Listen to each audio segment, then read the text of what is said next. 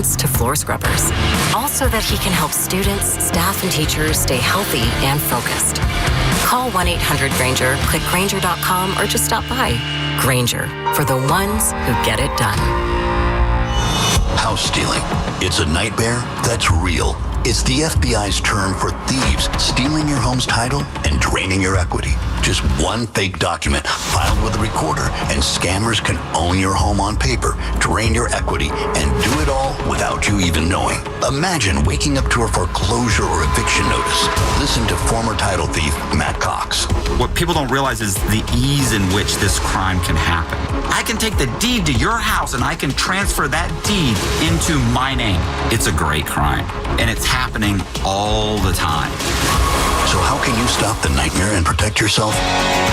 Find out if you're already a victim now at HomeTitleLock.com. Use promo code RADIO and get a 30-day free trial of their $1 million triple lock protection, a title scan, and access to a title specialist, a $250 value. Don't wait.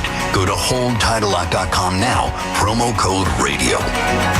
Tune in to the BT and Sal Show weekdays from 10 to 2 on The Fan, presented by your Tri-State Cadillac dealers. Cadillac is the official luxury vehicle of the New York Mets. Talk sports with BT and Sal, middays 10 to 2, WFAN, WFAN FM, WFAN FM HD1, New York, and Odyssey Sports Station.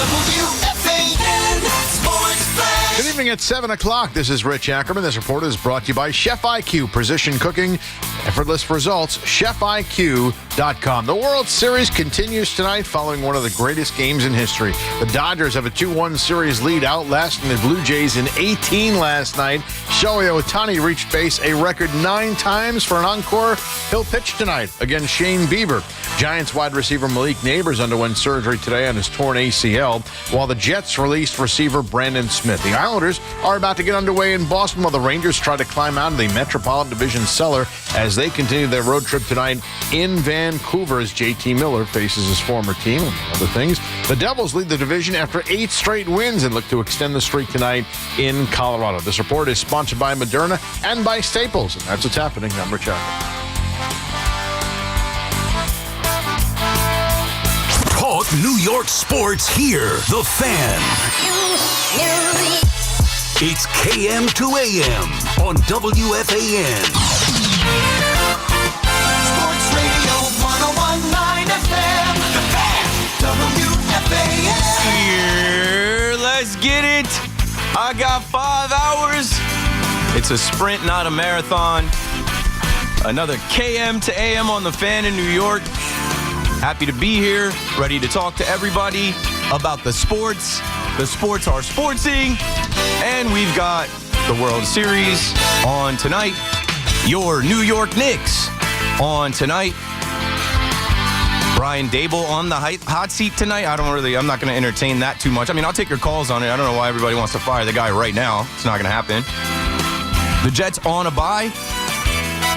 And, we'll start with the World Series. We'll unpack that. We'll get into everything else. It's just interesting how, the most wonderful time shakes out. If you listen to me, I always say, it's the most wonderful time in regards to this time of the year. Like, Christmas is cool, but this time of the year where we have what's called the sports equinox like we had last night, whatever you're into is on. And if you're like me and you're into all 4 major sports, you've got an eye on everything. So we had the sports equinox last night, and who stole the show?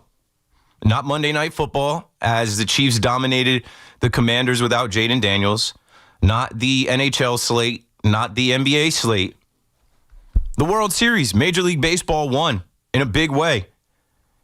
That game took forever. That's one thing. Like, it was on forever. So even if you did watch Monday Night Football, even if you did watch one of the hockey games, that's a 6.5-hour game. And it's across time zones, right? They were out west in Cali, but, they were cutting to Japan and people watching where Ohtani grew up. Obviously, all of Canada is watching, rooting for the Toronto Blue Jays. And most of America is watching. I was even doing the show last night, which is great, right? Because I started watching the game at home. I made a joke. I was like, I took the train last night, and my parlay for the game cashed at like 10:30. I didn't have to see the whole game through. I kind of wish I did a little bit more after you see them put up, 16 hits for the Dodgers, 15 hits for the Blue Jays, 11 total runs, 18 innings. I wish I bet a little bit more. There was a lot to be had there, but I'm hearing a lot of people today talk about whether they went to sleep or not. I didn't go to sleep last night until like 3:45 in the morning. And I was in here watching the game, and I got a couple calls like, hey, man, talk about the World Series. I'm like, I'm watching it. I think it was Richie in Queens that was like, you're like 30 seconds ahead. So, like, your reactions, I was like, okay, I don't want to give it away. But again, I found myself rooting for the Dodgers. And going into this World Series matchup, as a Yankee fan, I'm down on baseball. Can't root for either one of these teams. Lesser of two evils. This sucks. Hockey is better than baseball. I was, jokingly putting out there, I'm more into puck now. But when you get a classic like that, if you're actually a baseball fan, it doesn't matter who you're rooting for. You're rooting for the game. 888-808-1019. We were just rooting for that game to continue. We were rooting for the dramatics of that game. We were rooting for anything to happen in that game to continue to make it memorable and something that you'll never forget. And there were so many twists and turns in the game. As I was on air, I was reading from Underdog MLB. World Series Game 3 highlights. Ohtani intentionally walked 3 times. We'll come back to that. Kershaw escapes the jam. Dodgers 10th inning relay. Ohtani thrown out at second. Edman nails IKF at third. Ohtani's second homer ties it. Vlad's mad dash from first. Vlad's throw gets a runner at third. Kirk with the 3-run homer. Barger with the cannon at the plate. Ohtani's first homer. Teoscar's solo shot. Bo Bichette picked off after a late strike call. Like, it was a crazy game. A lot of different highlights on offense and defense. But the main takeaway that people are talking about today or having today, the main take today is about the intentional walk. And, like, there should be some type of rule to change it or limit it. I disagree. Everybody's also saying that Ohtani's the best player ever, the greatest we've ever seen, right? Sure. So why would you pitch to that guy?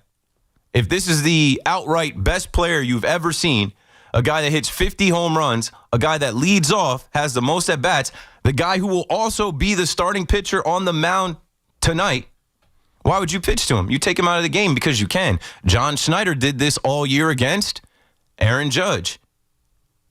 I'm not pitching to Ohtani. Even if there's a situation that calls for it, they pitch around him. So what are you talking about? Like, oh, you should only be able to intentionally walk a guy twice. Well, then they'll just pitch around him like Little did. Little didn't give him a strike to hit. So I think that's just like strategy. I think that's smart. There was a viral video of Ryan Howard, Gary Sheffield, Shane Victorino, like some former players in a suite. And every time Ohtani was coming up, they were putting up the 4. Walk him. Walk him. Why would you let the guy that hits 50 homers in his building be the guy to end the game, to walk you off? Let somebody else beat you. It's pretty simple. They're never changing that. They're never changing the intentional walk. Now, they've already changed the game for Ohtani, obviously, because he's a pitcher and a hitter. Tonight, whenever they pull him from the game, he'll stay in the game as a hitter. I was also here the night and watched live. Ohtani hit 3 home runs to end the Brewers season for them to sweep the Brewers. And then after that first game of this World Series, they flashed the stat once Toronto won that, the teams that go 7 games in the CS versus teams that sweep in the CS are more likely to beat the teams that sweep, whatever. Now, the numbers that we're looking at are, I think it's 60-70% of the teams that win Game 3 go on to win the World Series. The Dodgers had to win that game last night. And even the thought of a position player pitching is nuts. But it's strategy, right? Because it's a 7-game series potentially. You got to do what you got to do. You do have a game tomorrow and the next day. They were running out of arms.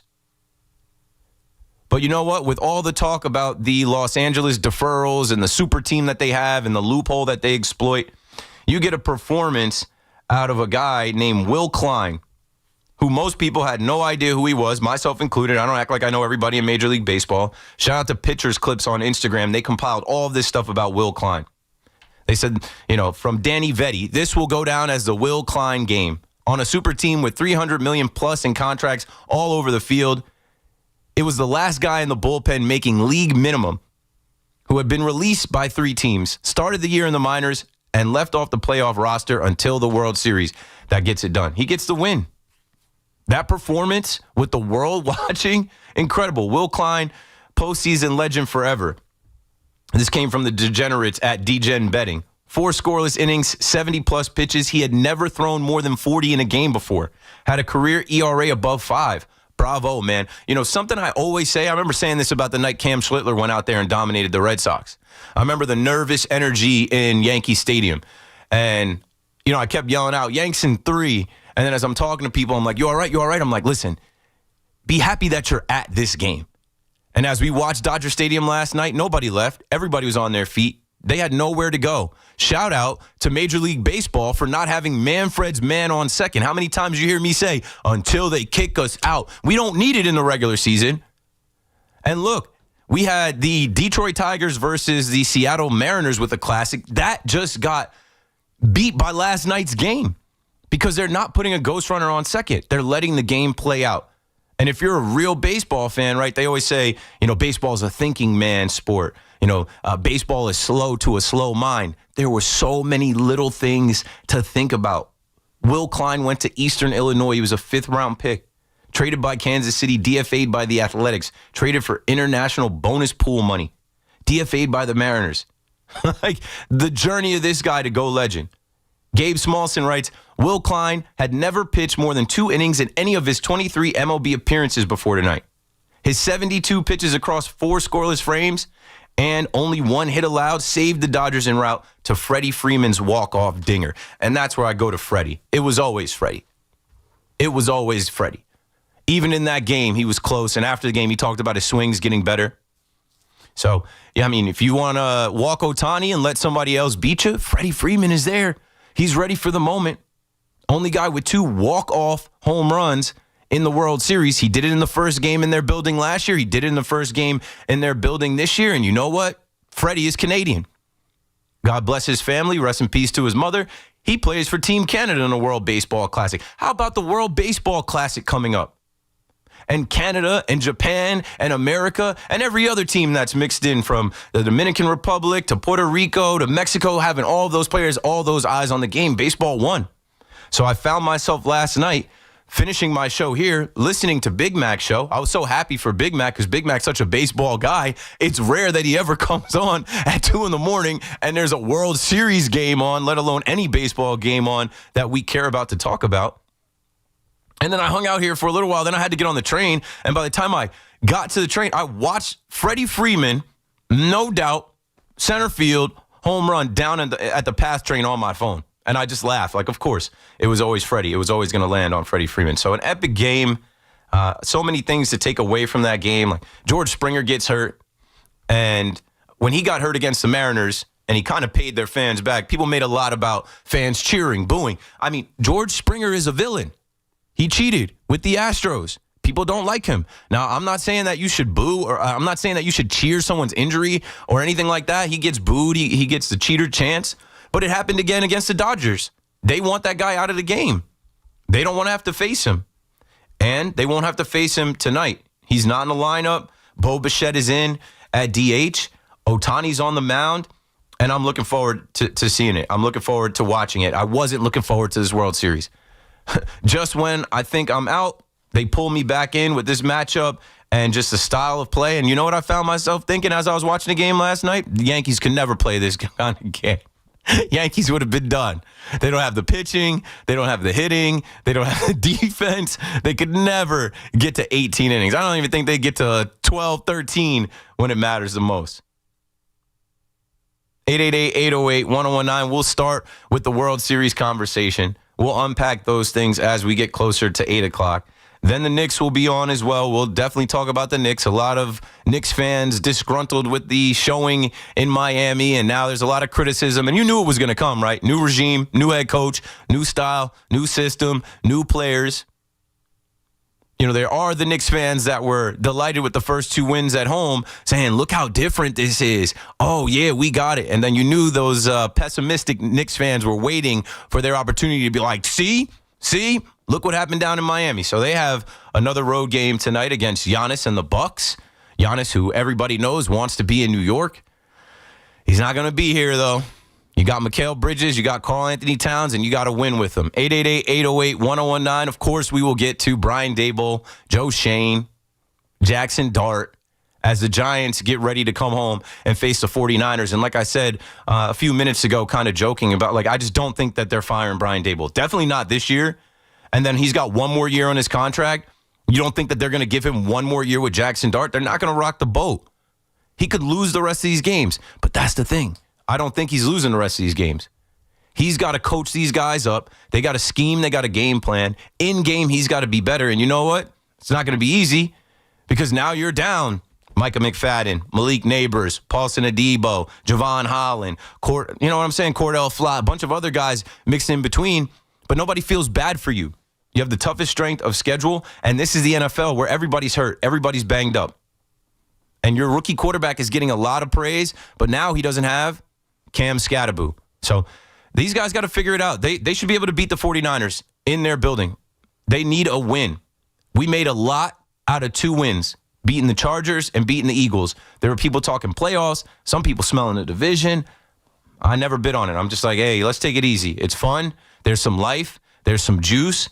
But now, some bumps in the road. Brian Dable has to go out there with his coaching staff. Shane Bowen, you as well. Mike Kafka, you as well. And find a way to get some wins down the stretch. If they keep losing, we're going to be talking about what are they doing with another top 10 pick right now in Tankathon. They're 6. And the Jets, hey, enjoy it. You're not going to lose this week. You're not going to lose back-to-back weeks. They're on a bye week, but I'm sure we'll find a way to talk about Aaron Glenn, Justin Fields, Woody Johnson, and what the Jets are looking ahead to when they face the Browns at home. Keith McPherson on the fan. We're 15 minutes in. There's my open. I've got 5 hours tonight. Dial 888-808-1019 if you'd like to talk to me.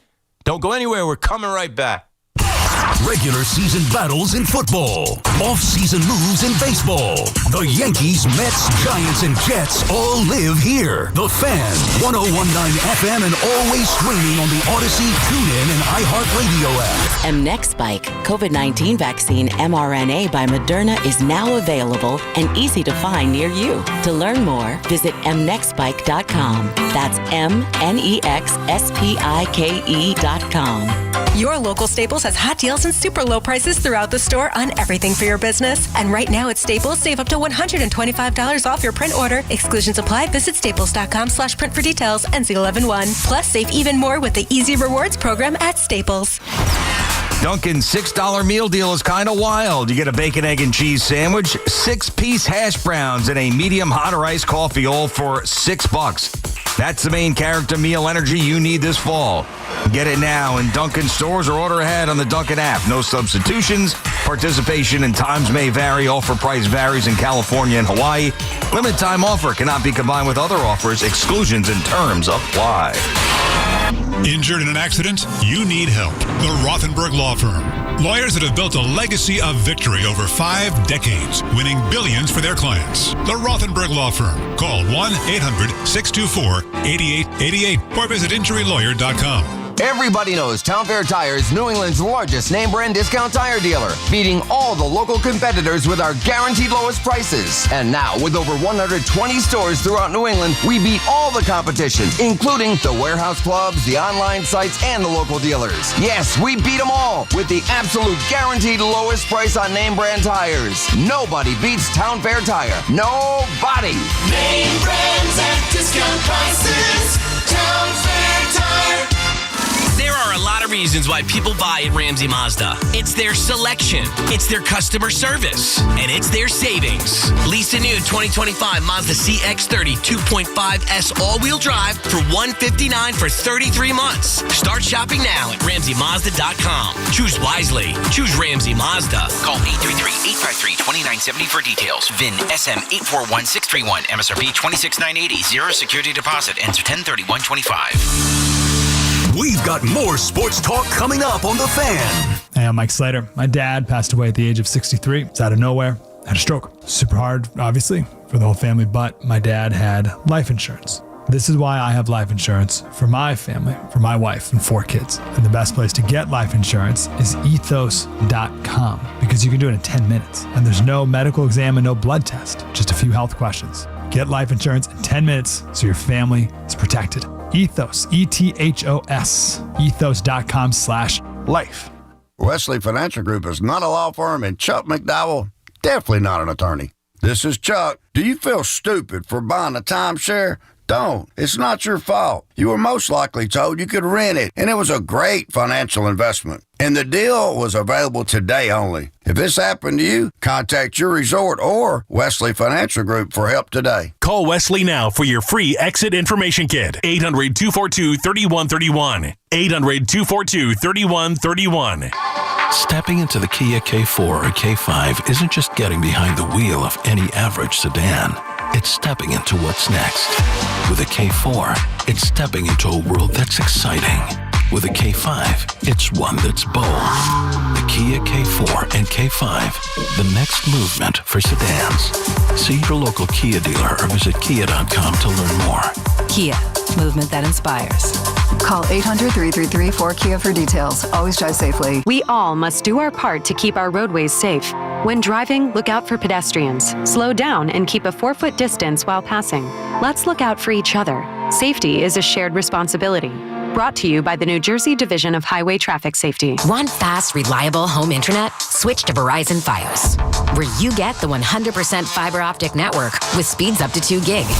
And if you're looking for live TV with up to 400 plus channels and live sports, Fios TV is where it's at. Get the internet speed you want and the TV you love when you bundle Fios home internet and TV with Verizon. Plus, get the latest deals when you call 1-883-VERIZON and switch to Verizon Fios today. Availability varies. When businesses thrive, communities score. That's why Bank of America is the official bank of FIFA World Cup here in New York, New Jersey. And our more than 280 local business specialists are ready to help your business win. What would you like the power to do? Learn more at bankofamerica.com/local business. Bank of America, official bank of FIFA World Cup 2026. Bank of America Corporation, all rights reserved. Get connected with WFAN to talk about your favorite teams. The Fan on the Odyssey, iHeart, and TuneIn apps.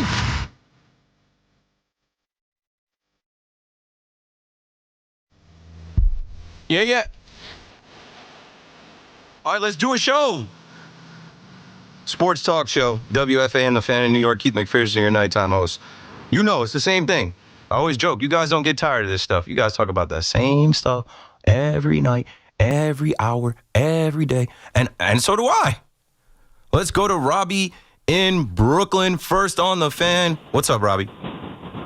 Hello, Keith. How you doing? I'm good. Thanks for calling. Good. Listen, I'm a Yankee fan just like you are. And I got to say, I was a little bit perturbed when the Blue Jays started with, Guerrero, with the Yankees lose and all that stuff, Mm-hmm. And it brings me to the point where, a couple of guys were complaining, especially Loogie. They were complaining about Ohtani not getting a chance to hit because of the intentional walk. The intentional walk has been around for like 100 years, man.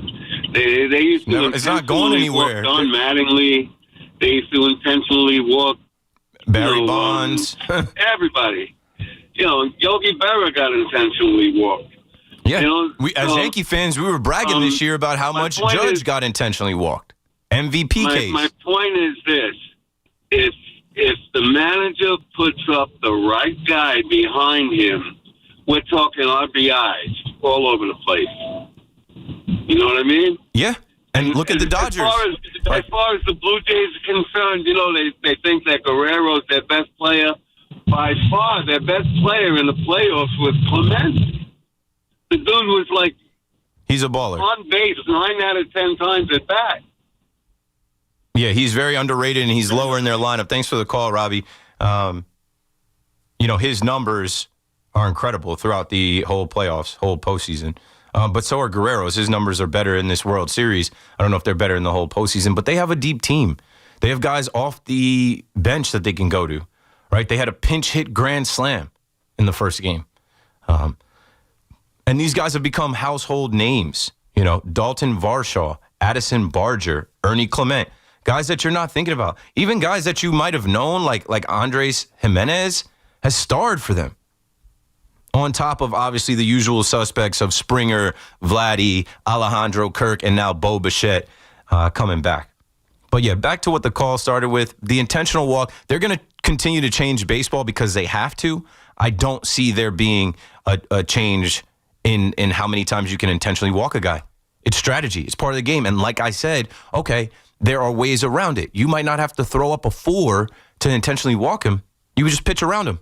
You don't give him a strike to hit. Who in their right mind would pitch to Ohtani? I'm not. That's why I said there were legends out there watching the game, and every time he came up, they threw up a 4 because you can't explain that. If the base is open and Ohtani is up, you walk him because how do you go in that post game as John Schneider saying, yeah, we pitched to the greatest player of all time and he beat us. He's better than Bonds in his prime at this point. He's better than anything we've seen. It's insane. I'm the biggest Ohtani hater. I have folded. No, I've been hating on Ohtani since he came in. I know, have with the completely gambling folded. stuff and I can't. There's no case for me to make against the guy. The guy you call Juan Soto a machine. This guy is an alien. He's an alien. Like how proud they are in Japan that they created this guy in whatever lab or he landed there because it doesn't make sense. And as we're about to watch him pitch tonight, he could dominate them. They got to all be spent. They got to all be so tired from that last night. He's in the locker room last night screaming when Dave Roberts said we got a game tonight. Shohei's starting. He's going They live crazy. for this. That's why he's there. You know, somebody was talking about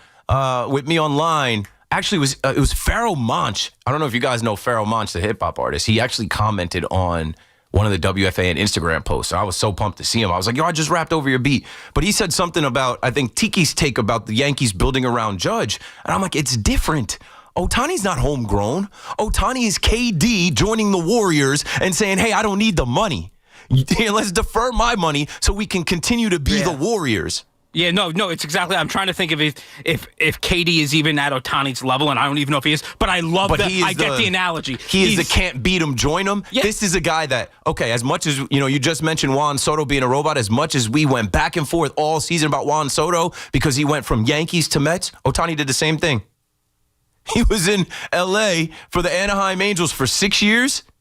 I'm not moving. I'm just going to go to the better team across town. Yeah, and not even just go to the better team. I am going to work with them where I defer 80% of my contract, and then I set the precedent for others to follow. And then I open the door because I've deferred money. We got to get Yamamoto. You just saw him in the World Baseball Classic. This is my buddy. Even those guys last night, there was a camera specifically on Ohtani. He ran out to celebrate with Yamamoto because Yamamoto wanted parts of this. No, we're not throwing a position player. This is the World Series. Yeah. Yamamoto's rubber arm was ready to go if need be. Yeah. Ohtani went to find him after the game. Right, and Roberts said today, I believe, that it wouldn't have been Yamamoto. It would have been Miguel Rojas in there in the 19th inning. Even watching Miguel Rojas' at bats last night, I'm like, why is he in this game? Which is crazy that Miguel Rojas was an inning away from pitching in a World Series game, which is a whole other conversation. There? But again, just an incredible job by Ohtani. And this is why when Yankee fans get angry when Aaron Judge is intentionally walked, this is the reason why. It is a weapon to use so you do not let your best person beat you. To let the opposing team's best person beat you. And you can't compare it to like Hack a Shaq or like, in the NFL trying to keep the offense off the field. Like don't let Mahomes get the ball back. It's a completely different thing, and baseball is a completely different thing. There's no clock. That's why we got what we got last night. The guy was 4 for 4. Schneider did everything right yesterday. And by the way, I bet on him. Along with Klein, Lauer on the Blue Jays was excellent last night, too. That guy... Yeah, that'll get lost in the shuffle. And it did, because if the Blue Jays win that game, he's the MVP. Yeah, 4 2/3. Shut down baseball against the Dodgers lineup in their building. Insane. Baseball is crazy. Baseball is nuts. Tony's in Middletown, New Jersey, next with us on The Fan. What's up, Tony? Hey, Keith, a pleasure to speak with you. I couldn't help listening to you, and you brought up the Yankees not being able to get past the 12th inning. I was thinking what you were thinking, saying to myself, how could Toronto have 4 key players brought up from the minor leagues that no one even heard about and hit and play so well? We bring up clowns that are highly touted that's doing nothing. Because it's not a meritocracy. It's not merit based. It's not based on like, hey, who's earned it or who's the best talent or who should be here. The Yankees love to play games with their favoritism, with who they see fit. I feel like a team like Toronto, they're playing all of their guys. They're playing who they've got, who worked their way there. Like Max Scherzer started that game. Chris Bassett appeared in that game. Those guys were not on the ALDS roster when we faced them. All hands on deck at this point. Keith, I had it under my pillow because I'm 75 years old, right? But I love baseball, so I'm listening to it under my pillow, and I wouldn't go to sleep because I thought it was probably one of the best games you're ever going to But yeah, you had to rest your eyes. Yeah, because I'm shot, you know what I mean? But I look at this and I keep saying to myself, look at how good these teams are. Battling. Toronto payroll, I bet you, is not even close to what the Yankees pay. Well, it is. It is. The Dodgers are 2, and the Blue Jays are 5. Thanks for the call, Tony. But yeah, as I'm watching, I'm like, the Yankees could never survive in a heavyweight match like this. They can't. They like 18 innings. If they could get 3 innings after the 9th, like I don't see it. They fold. Somebody's gonna make an error. It's going to be 3 up, 3 down, maybe all 3 strikeouts. And then if it's the Dodgers or if it's the Blue Jays, one of those guys are coming up clutch to hit the home run. One of those guys are coming up clutch with a double, a leadoff double, and then somebody else is doubling. And then again, we get back to how the Yankees are built. The Yankees are built to hit home runs, the Bronx Bombers, right? Home runs win these games. Home runs win these games. It was almost like a swing off at the end. You knew that the Dodgers were just, whether it was Will Smith or Max Muncy or Freddie Freeman, it was just like warning track after warning track after warning track hit. And it's like, hey, somebody's going to get a hold of one. Somebody's going to hit it out for the Dodgers and end this. Jonathan is in Los Angeles on the Fan. What's up, John? Yo, what's good, my guy? You know me, bro. You know that I hate this team. I mean, I hate most of the fans because all the smack that, they give me. You're among them. You can't escape you live in L.A. Bro. I can't. You're a Yankee fan in Dodgerland. Yesterday I went to Disneyland. The whole world were on their phones. Everyone, go, everyone. And I'm like, man, I'm fed up with this. But you know what, man? I give credit to where credit's due. I hate that team, but that team plays good baseball, man. I mean, and I got to give them credit, man. That pitcher, Klein, I believe, I think for me, he was the MVP of the game because if it wouldn't have been for him, the Dodgers would have lost, man. Will Klein, he's the last guy. He's the last guy before they go to a position player or one of their starters, and Yamamoto was literally in the bullpen warming up. Yeah, man. And you know what? If they win the World Series, I sort of wanted the Blue Jays to win for Don Mattingly. But the hell with it, man. I was waiting for Donnie Baseball to get in at bat last night. I'm like, throw Donnie into the batter's box. Maybe he can get a hold of one. Bro, really quick. But yeah, man, I give respect where respect is due. So the Dodgers win it. Hey, hats off to them. And my guy, I'm gonna go see your New Jersey Devils on Sunday, man. I'm trying to go see Don LaGreca. Pretty cool guy. And yeah, man. So hopefully they're gonna be in Anaheim on Sunday. So yeah, man. Hopefully the Devils keep rolling. We don't got a hockey team, so me and Bash will probably hop in. But who knows, bro? Other than that, great show as always, my guy. Thank you. Enjoy that, Jonathan. Go see Donnie Pucks. The Devils will play tonight at 9. Jacob Markstrom is back, and the Devils are looking for 9 in a row. They leave the comfort of the Prudential Center. And let's see if they can do it on the road here. They've got the Avalanche, the Sharks again. The Avalanche again, they just played them and beat them in overtime in Newark. But they've got the Avalanche, the Sharks, and then the Kings on Saturday. That's where Jonathan will go see the Devils. So I'll have an eye on that later. I'll definitely have an eye on that later. But back to the Dodgers and their dominance. And as a Yankee fans, it's tough to root for them because there's so many things that remind you of what the Yankees were. And then obviously the pain of last year.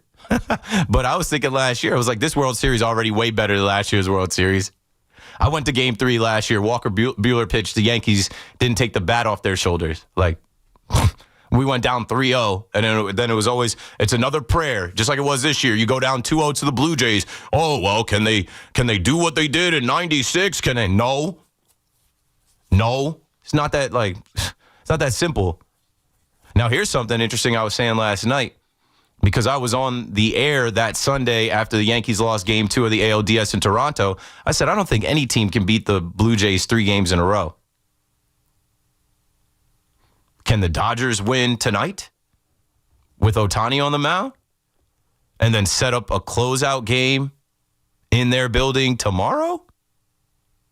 We'll find out next time on Dragon Ball Z. Glenn is in New Orleans. Glenn, you're back on the fan. What's up, man?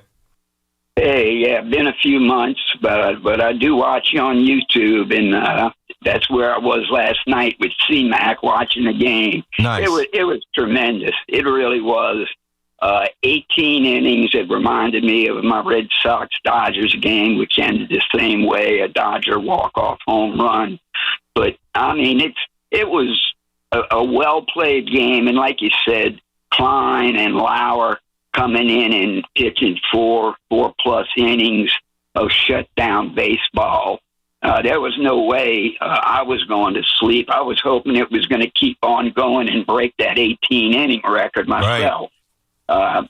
But anyway, Keith, you were talking about the nexus of the sports.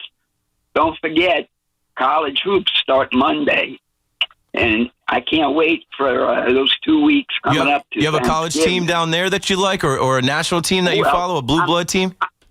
I'm an LSU guy, but we're pathetic. I mean, we're the bottom. Football fired Kelly. The Saints stink. I mean, it's bad down here, and the Red Sox aren't any better. But I just wanted to check in, and C-Mac was great. I just stumbled on it because I can't stand Smokes. But no one wants to listen to him go on. But I listen to you and always enjoy the show. Keep up the good work, man. But that was a terrific ball game. Yes, it was. Thanks for the call, Glenn. And, shout out to C-Mac. You could hear the joy in his voice. Honestly, I was hoping the game ended while I was on. I passed it over to C-Mac. I'm in here listening to the first half hour of his show before I head to the train. And then I do, once I get above ground off the train, I listen to C-Mac go on and on about baseball, and how great this is for the game and how baseball won and, what does this do for tonight? All these guys are tired. And, neither the Dodgers or Blue Jays have a strong pen. So it falls on the managers. These managers got to manage their asses off. They have to push the right buttons, pick the right guys, pinch hits, guys coming out of the bullpen. It just adds another layer of thought and another layer of suspense. Is Ohtani going to come out here and pitch a complete game now for an encore?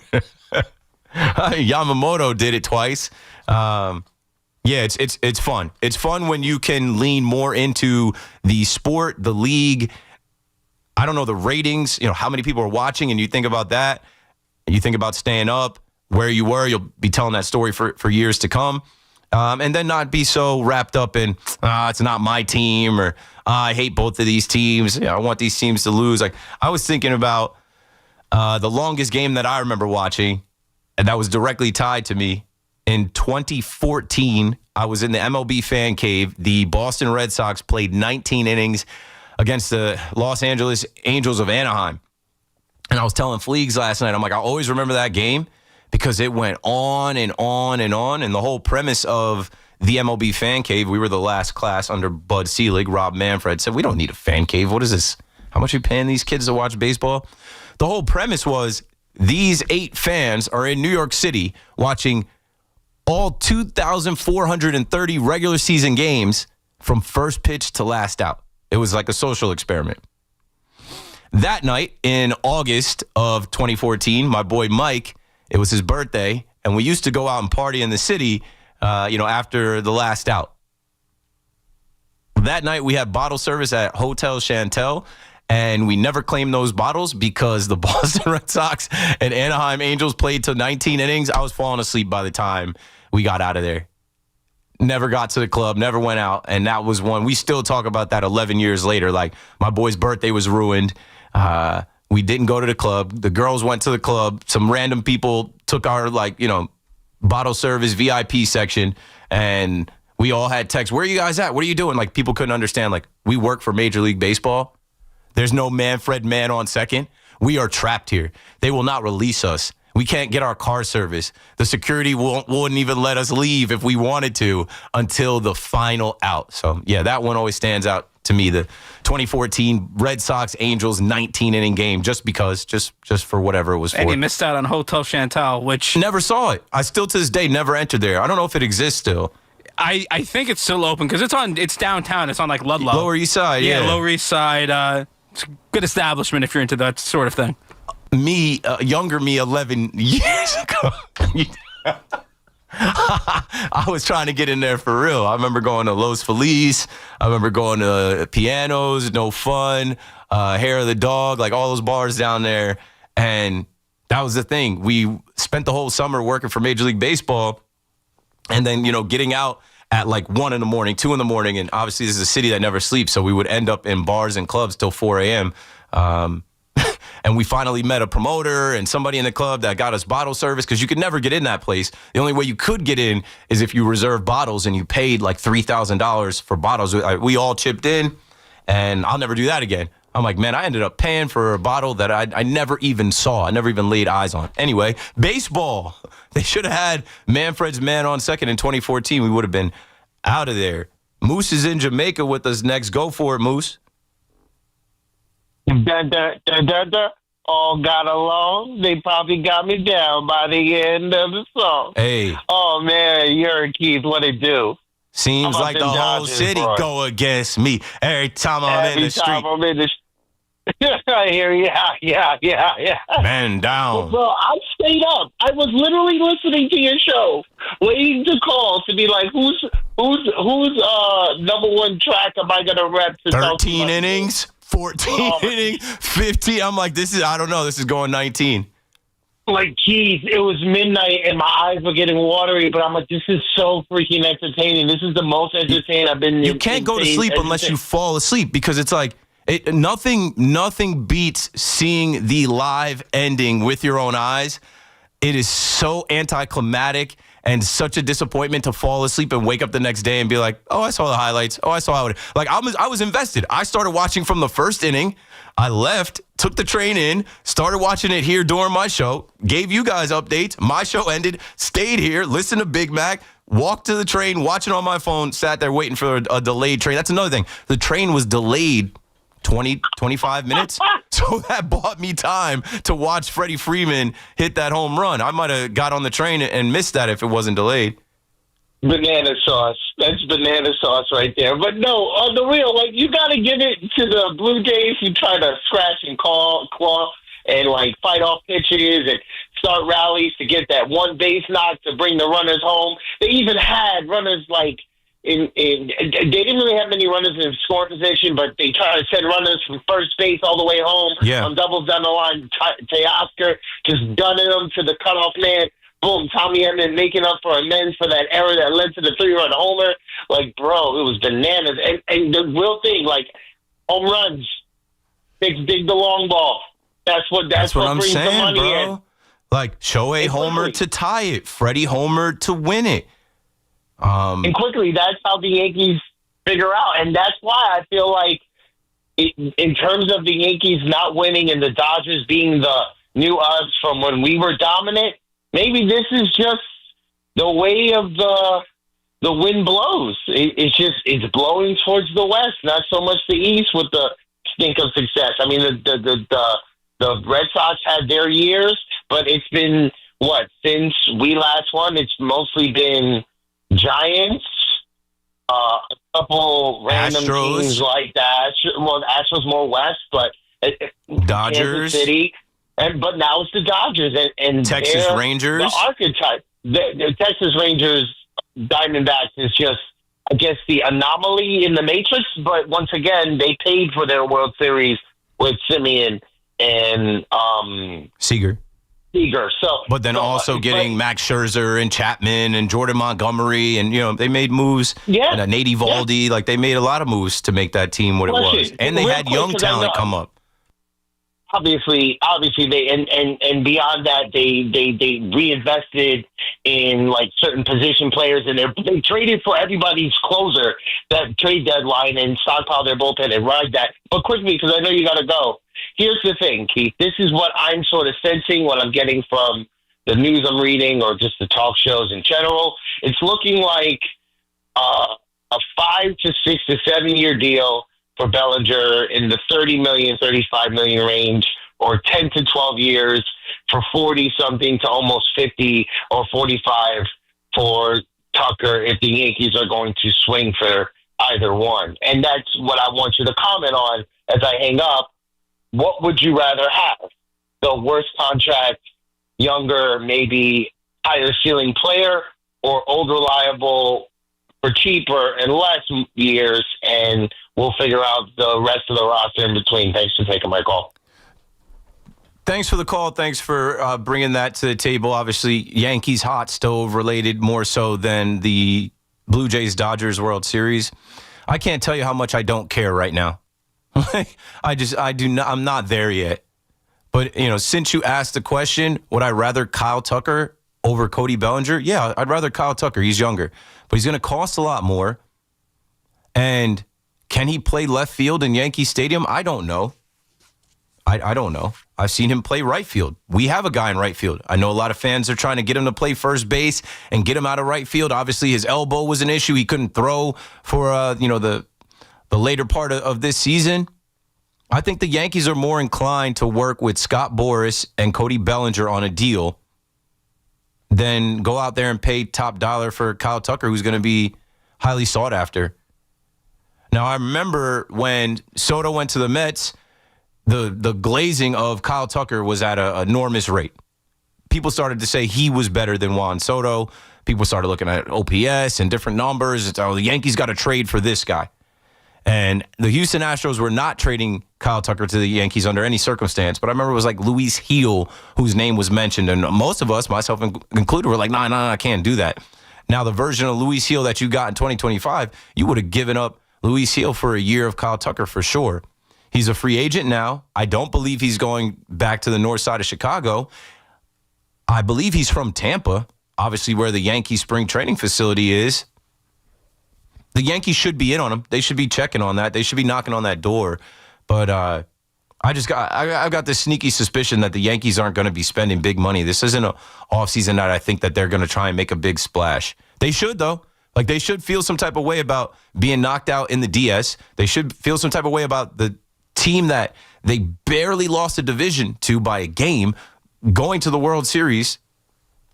And now we're watching a World Series between the two teams that knocked the Yankees off the last couple of years. Like, I would hope that there'd be a sense of urgency and a burning fire to say, hey, we're right there. We got to do it. We got to get this guy and this guy and this guy. But I've come to lower my expectations. They're going to say, we got everything we need. We're good. We got Jason Dominguez. We got Spencer Jones. We got Aaron Judge. We got, Cody Bellinger. Trent Grisham's probably gone. Somebody's going to pay him more than a qualifying offer, I assume. And after he folded in the postseason, I'm not so high on him anyway. Had a good prove-it year, but I don't expect him to be back. Kyle Tucker or Cody Bellinger, I think they go the Cody Bellinger way, and I think that Cody Bellinger wants to stay a Yankee. Happy wife, happy life. I remember seeing that picture go viral on Yankees Twitter of his wife, Cole's wife, and Carlos Rodon, the three of them in Legends, and everybody was saying, yeah, he's staying. His wife doesn't want to leave New York. He's staying. So we'll see.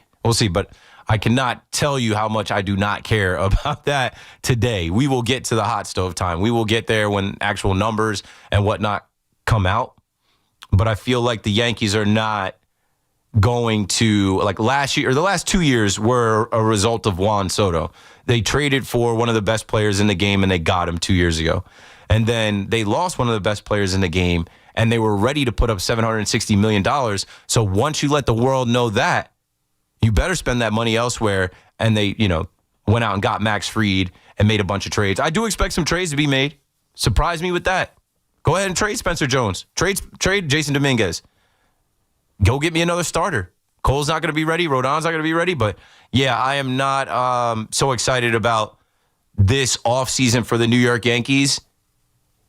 because I think they're going to be content. I think they're going to look around the diamond. I think they're going to look at who they have coming back. I think they're going to look at like Cole coming back and be like, oh, we got enough. We're good. You know, what they got out of Cam Schlittler, what they got out of Will Warren, what they got out of Ben Rice. They went and got Caballero. He's probably going to be your opening day shortstop. Volpe, as soon as he gets ready, does some rehab games, kills it with the Somerset Patriots, he'll be back. Go get me another catcher. Can you get me a right-handed catcher that can hit? Or are we going to play the game where it's Ben Rice and it's Austin Wells and who's playing at first base? Some of you guys are going to call and say, go get Pete Alonso. I doubt that. I highly doubt that they pay Pete Alonso at his age and the years he's looking for and the price that Scott Boras is probably going to be shopping him for. But, yeah, trust. It is not even November. This World Series has potentially 4 games left, maybe less. We're going to get to the hot stove point where every single day on the fan, you're hearing rumors and you're hearing us talk about who we'd like to see the Yankees sign. Dominic is in East Rochester on the fan. Go for it, Dom. Keith McPherson. Hey. You know I love you, but you're a fraud. You know, you said you weren't going to talk hot stove, and you just talked about hot stove. Yeah, I'm like, I don't care, and then I just went off for 5 minutes. I don't care. You went all around the diamond. Well, I mean, it's in my mind. I just don't. I'm not there yet, but clearly I am. I know. It never goes away. If you're a Yankee fan, I always say, like, if you're a Yankee fan, you're GMing the team and managing the team all year round. I wasn't there either. Now you got me all wound up. So who's there tonight, Paulie? Yep. I told Paulie I wasn't going to talk about the Yankees. And, of course, I got something to say on the Yankees.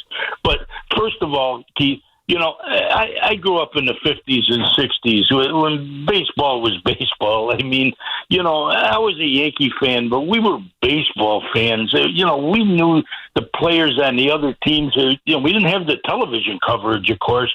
We used to read about them. I mean, we couldn't read enough stuff about him. Even though we were kids, you know, we read everything we could get our hands on. And you know something, Keith? I'm not a baseball fan anymore, and I'm just barely hanging on as a Yankee fan. One of the reasons I'm not a baseball fan anymore is Freddie Freeman. What in the heck were the Braves doing? What were they doing? I always remember him in tears. He thought he was going to end his career with Atlanta and with the Braves. And was it Alex Anthopoulos, the GM over there? He fumbled Freddie Freeman's situation completely. And Freddie Freeman is on his way to getting his 3rd World Series ring. Freddie Freeman, the demon. You want to talk about a hitter? You want to talk about a pro? You want to talk about a guy that is like built to play first base and swing that left-handed bat? Like, he is a professional at bat. He's locked in. He's got ice in his veins. And when he's healthy, he's one of the best in the game. You don't let that guy go. And Keith, I'm not saying necessarily I'm upset that he's not on the Yankees. Of course, we'd like to have him. I'm upset with the Braves. How about the fans? How about those kids, 10, 11, 12 years old, that are wearing Freddie Freeman jerseys? You know, and then MLB wants to keep these kids as fans? Yeah, well, they're like, here's Matt Olson. Here's the best we can do for you guys. Here's Matt Olson. And I know, Keith, I know it's tongue-in-cheek because the boss used to do it. The boss wanted somebody, he went and bought him. Okay, but you know, there was no cap then. So any team, not a cap, but you know what I mean, luxury taxes. Mm-hmm. And you know, anybody else could have done whatever they wanted to do too. But now these other teams, I understand they're limited. But shame on the Braves for the way that they handled that thing. And you know, now I'm not a baseball fan anymore, Keith. I hate to admit it. I understand. I understand. Thanks for the call, Dom. Like, I think, I mean, Dom started off saying that he grew up in the 50s and 60s. So you've seen the Yankees win much more than me. But there is a part of the Yankee fan that I think is becoming jaded because we haven't won. Call us spoiled if you want, but like that's what we were brought up on. We literally watch Yes Network and we watch every Yankeeography, Yankees Classic. Like, it is in front of us in our stadium. There's a big-ass 27-time champion banner.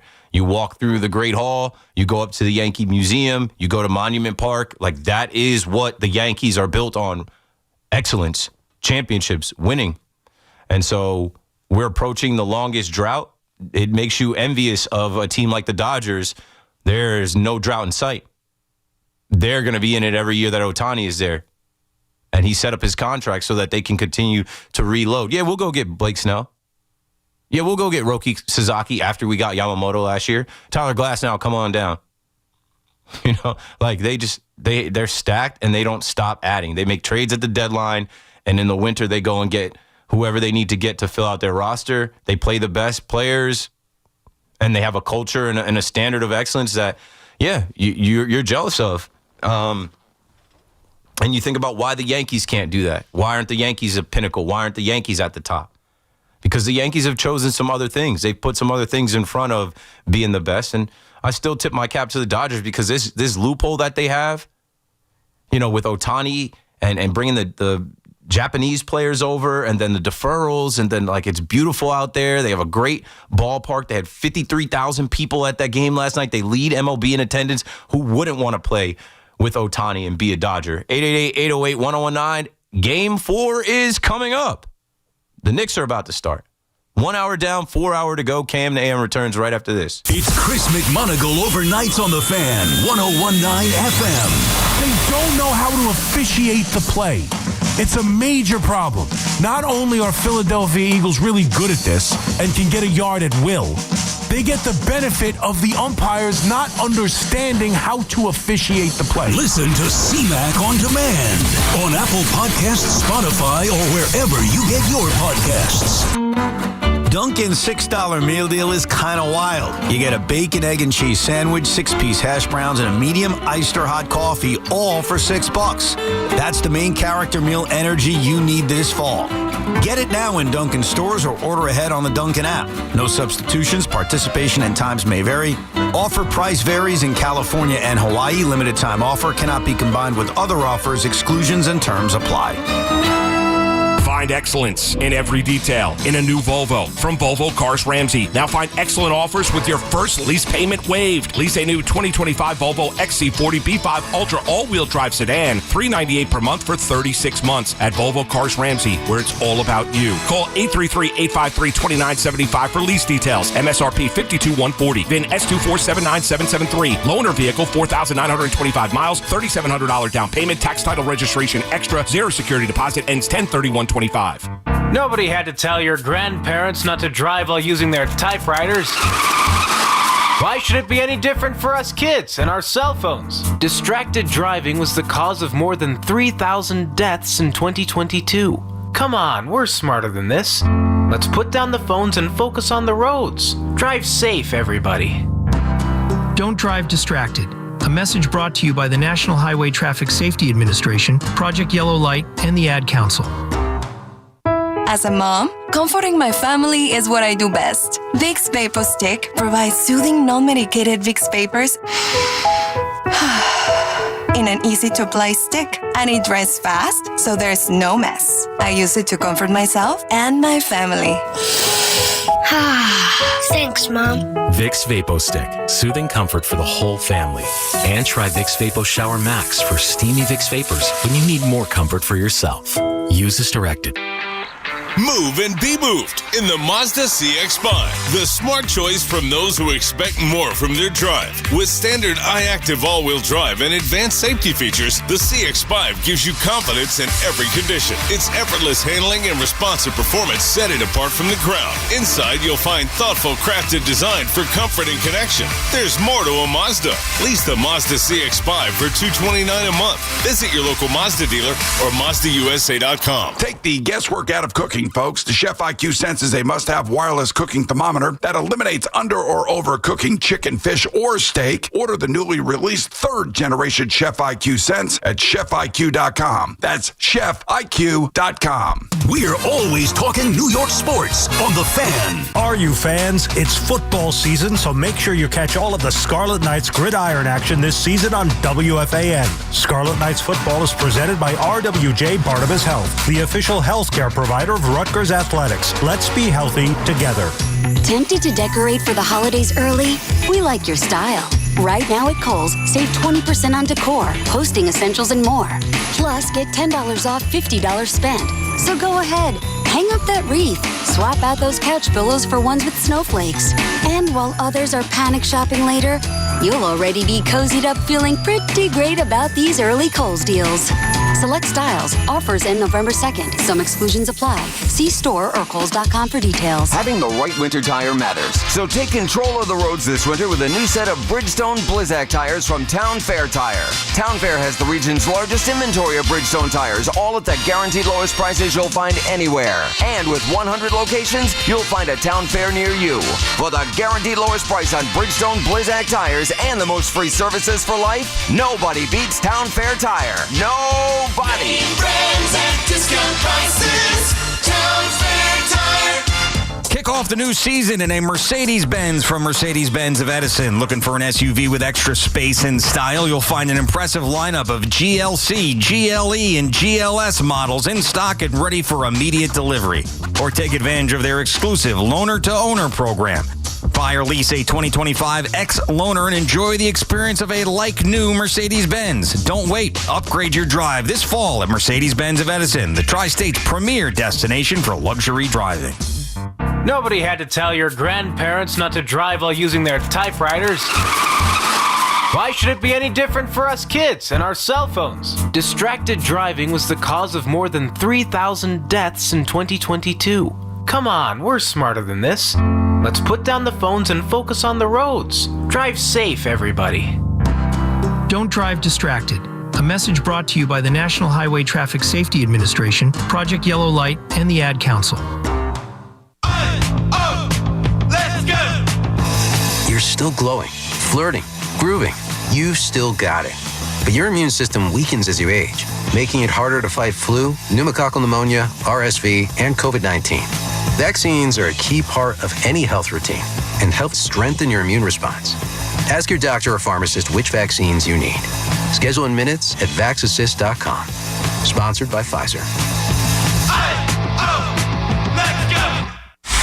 Wake up with Boomer and Geo, mornings 6 to 10 on WFAN, WFAN FM, WFAN FM HD1, New York, and Odyssey Sports Stations.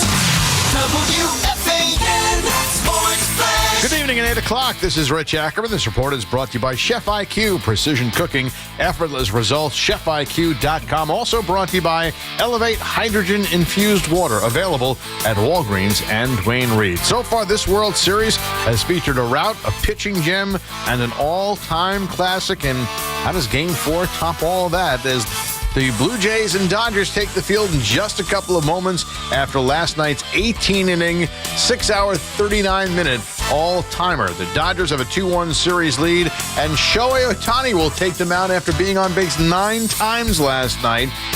Jane Bieber goes for the Blue Jays, who will not have George Springer in the lineup tonight. The Knicks try to bounce back from their first loss of the season when they take on the Bucks momentarily. The Rangers, last in the Metropolitan Division, coming off another poor outing, and continue their road trip in Vancouver tonight. The Islanders are in Boston and lead 2-0 after 1. Bo Horvat scored a minute 8 in, and Kyle Palmieri with the Islanders' second goal. The Devils looking to make it 9 in a row, face off against the Avalanche in Denver. And that's what's happening. I'm Rich Ackerman. Get the scuttlebutt on your favorite team, the Fan, on the Odyssey, iHeart, and TuneIn apps.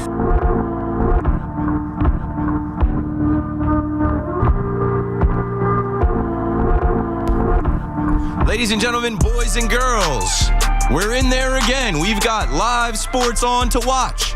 If you're into baseball, I'm sure you're going to be paying attention to World Series Game 4 between the Blue Jays and Dodgers. If you're into hoops, your New York Knicks head to the Fiserv Forum to face Giannis and the Bucks. I'm in here. If you're watching on YouTube, I have this monitor set up with my Fubo TV account so that to my right, I'm seeing Mike Tirico, Jamal Crawford, and Reggie Miller. Another Peacock game, I guess. And straight in front of me, I'm looking at John Schneider and New Jersey's very own Tom Verducci. as we're underway. I don't know. I like watching sports and talking about sports. If you like to do the same, maybe you cut the game on, cut the sound off. You listen to the callers, listen to me. We'll be talking through both. 888-808-1019. Let's go to Josh in the Bronx. Keith. Hey. I'm telling you, man, it's awesome, baby. But I'm telling you, like you said, the Dodgers, man, they're going to be in the business.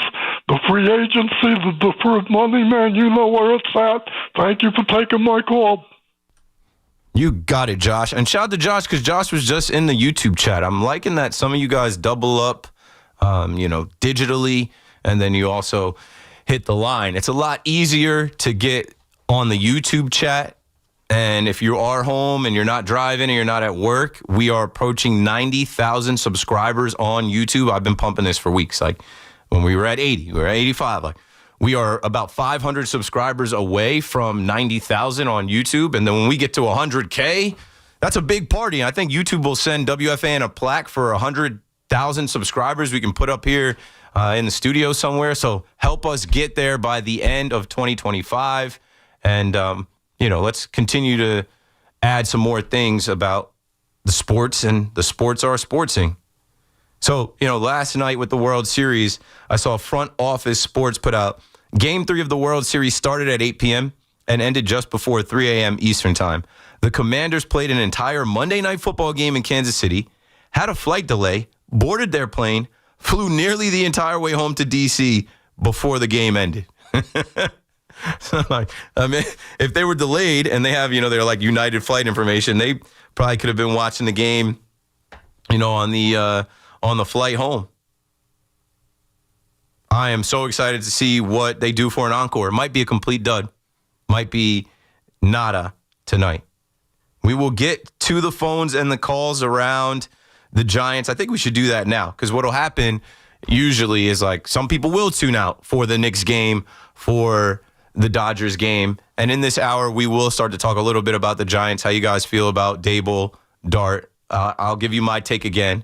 But also, we do have a guest coming up at 9. Ralph Vakaniano, who covers the NFL for Fox Sports, will join us to talk about the Jets and the Giants and just the general NFL topics. Lamar Jackson coming back.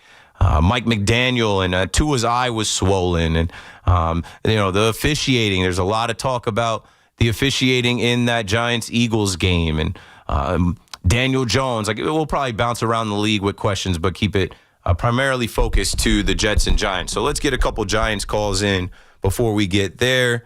Rob is in Groton, Connecticut on the Fan. What's up, Rob? Hey, Keith. How's it going, buddy? It's going, man. Thanks for calling. Hey, no problem. Real quick about I think Brian Cashman has his eye on Jarrett Wright, but don't quote me on that. We'll see. Only time will tell. So I want to talk about the Giants defense. You were supposed to laugh at the Jarrett Wright joke, by the way. I'm like, Jarrett Wright? He's got his eye on Jarrett Wright for what? The pitcher. Okay, I failed at that. Let's move on besides my bad joke. All right, so let's talk about the Giants defensive line here real quick. I got a few points. Well, number one, obviously, a huge failure. And I blame everything on that. That defensive line, 2 words, Dexter Lawrence. The guy is washed up. Look, he might be a nice guy, but that's great. If he's a nice guy, he can go home and play with his kids. And you know why? Because the defense isn't doing any better with him or without him in there. And I think, it's time to reconsider, our options. And Shane Bowen, how does he still have a job, Keith? That guy is like the biggest scrub on this side of the Mississippi in terms of a coach. How the heck? Thanks for the call, Rob. You threw me off with the Jarrett Wright thing from the jump. But I'm also thrown off in here. Sydney Sweeney is bringing us into Game 4. I'm not really a Sydney Sweeney guy. She's not ugly, but she's not my type. I don't think she's fine like that. The way dudes obsess over her. And shout out to her. I know she just graced our airwaves on BT and Sal. She called in. But I'm just like, the way guys go goo goo gaga over this girl, it's just like an internet phenomenon. It's like, just a group think, like a mob mentality. It's just, I'm like, even as she's on the screen in front of me right now, I'm like, there's way hotter chicks that they could, I don't know. Anyway, that's who's doing the lead into Game 4. Has she been on all of these? I didn't see her before. Maybe it's specifically that. But back to what you were talking about. Sexy Dexy, Dexter Lawrence. I talked last night about Carl Banks' assessment of him. You're going up against a backup center, and you're getting handled one-on-one. Last night I talked about how I thought that this guy was the new Aaron Donald. I got to slow that down. He had the dislocated elbow last year. I don't think that's an excuse for his, lack of efficiency and dominance. Like, this is a guy that was feared. Like, Dexter Lawrence, where was he ranked in the top 100 players? Dexter Lawrence was ranked number 17 in the NFL top 100 players of 2025. So, come on. That expectation means you're supposed to be a force. And in the beginning of the season, we thought he wasn't conditioned. Rob said that he's washed. He's not washed. He's 27 years old. And they paid him. I was talking last night about how he's one of the Gettleman guys that Joe Schoen decided to pay. He signed a 4-year, $87 million contract. And he's about halfway through that. Does he want to be here? That's the next question I have that I didn't have last night. Does he want to be a Giant? Does he want to be with the New York Giants? The Giants have done a lot of losing, and he's been vocal about the losing and not enjoying himself here. He's got to be better. He's got to be more of a dominant force. He's paid to be. He's respected in the NFL. I don't know what it is. Is he hurt? Is he not conditioned? Like, by now, you got to be in shape. It's week 9. You're in game shape just playing all those games. So I don't know what it is with Dexter Lawrence. Now, Shane Bowen I would have fired last year. Heads have to roll. I would have fired Shane Bowen last year. That defense gave up a ton of points. They lost a bunch of games. I thought that he was the perfect candidate to say, yeah, we fired the defensive coordinator. But then when you think about it, Wink Martindale should have still been here. Imagine Wink Martindale's here now. Wink Martindale and Brian Dable butted heads. So they showed him the door. And then they go get Shane Bowen, where, like, if you look at the Tennessee Titans and the turnover that has happened in Tennessee, they are, 1, not that bright, 2, not that good, not going anywhere, not winning anything. I wouldn't pick up anything from them unless, like, the Jets with Jarvis Brownlee. But, yeah, Shane Bowen is not the answer, man. There's a video that made its rounds on Giants Twitter of him kind of, yelling and trying to fire up the defense and nobody even acknowledging him.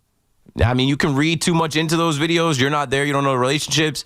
But it didn't really look like he was inspiring any type of confidence or any type of mojo out of that defense. It's kind of like they were ignoring him. So I expect him to go. But then who comes? Then we land on the head coach. After this last loss to the Eagles, there's so many people calling for his job. And I'm like, I thought his job was safe after you beat the Eagles the first time, no? After Jackson Dart went out there and did what he did, and like now you want to fire Dable? I think Dable is safe because you could have fired him after 2023. You could have fired him after 2024.